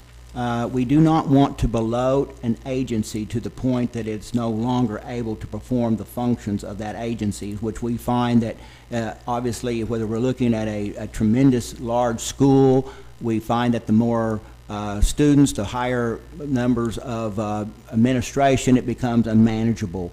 Our most efficient schools are our rural schools, and that's basically the same premise that we need to look at our agencies. As long as an agency can be functioning within their budget, and as long as they're doing so efficiently and effectively of providing core essential services, then why should we want to consolidate them if they're doing that? If they're duplication, we will get rid of them, and we have reduced those down from about 80 agencies down to about 64 now. So we're doing that right now. Same question to candidate Brandon Baumgarten. I do agree that I believe we have an opportunity to consolidate agencies. I would also say that I think there's opportunity for us to coordinate resources, as what happened in Senate Bill 1775, that encouraged the ODOT, Oklahoma Department of Transportation, and then the Oklahoma Turnpike Authority to coordinate their resources and see what we can do to help minimize the costs that we have. The less costs we have, the better off we're going to be, and that is something I'm going to move forward to make sure that our efficiencies are in place and that we're keeping the people's money accountable. When we're in a budget shortfall like we are, we need to make sure every dollar is accountable and being used to the maximum effort. Otherwise, government needs to find another step. Our last question, and we will begin with Ron Sharp. Would you support a state question reforming the state's tobacco settlement endowment trust to grant legislators greater authority to tap the fund? I voted against that, the change in TSET, and the reason why is because you're just robbing Peter to pay Paul. So if we remove that money from, for instance, Gateway, then how are we going to fund Gateway? We'd have to do it out of general funds. So you're not accomplishing any major feat by doing that, and that's where we have to make sure that we are knowledgeable. We have the institutional knowledge to know that these agencies must be funded. These agencies, whether it's Gateway or others, are dependent upon those funds, so why would we want to deplete those funds and then have to come back under general appropriation of which to do it? It is functioning well now, TSET. It is done by the vote of the people. So again, why do we want to create a problem and basically go back to the drawing board of how we're going to fund these mental health agencies? And that's what we've all agreed upon here in the state of Oklahoma, that our mental health agencies have to be funded, and that's exactly what TSET does. So why do we want to mess with that? I found it ridiculous. Time. Candidate Shane Jett, would you support a state question reforming the state's tobacco settlement endowment trust to grant legislators greater authority to tap the fund? Well, and this is another example where the public has lost faith somewhat in the legislature, and they want to provide a safe lockbox to prevent it from being squandered or moved in the wrong direction. Supporting essential services like Gateway and supporting the intention of the TSET was basically to offset the tobacco and what it was doing for health in our community. So I think it would be thwarting the will of the people and going against what the intention was, which was trying to offset or correct some of the situations in the past. Same question, candidate Brandon Baumgarten. Would you support a state question reforming the state's tobacco settlement endowment trust to grant legislators greater authority to tap the fund? I don't believe we should be circumventing what the people decided on the previous state question. I am for keeping it as it is. Okay, thank you, gentlemen. And now we will have our 1-minute closing from each candidate, and we will go in reverse order. So, candidate Brandon Baumgarten, you will begin.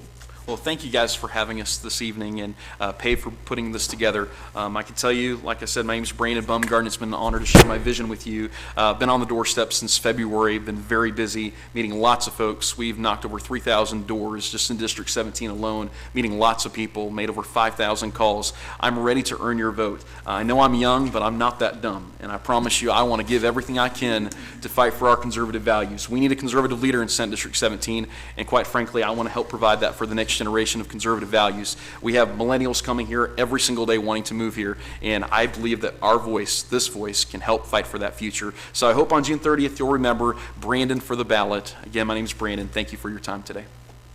Next, we will hear from candidate Ron Sharp.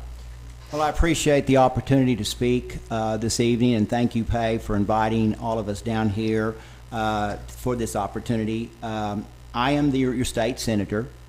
I've been there for 8 years. There's no other individual on this stage who can say that they have the institutional knowledge that I have of the last 8 years.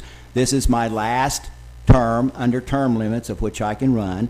I am not an ideologue, either to the left or the right. I am a thinker who just happens to have conservative values.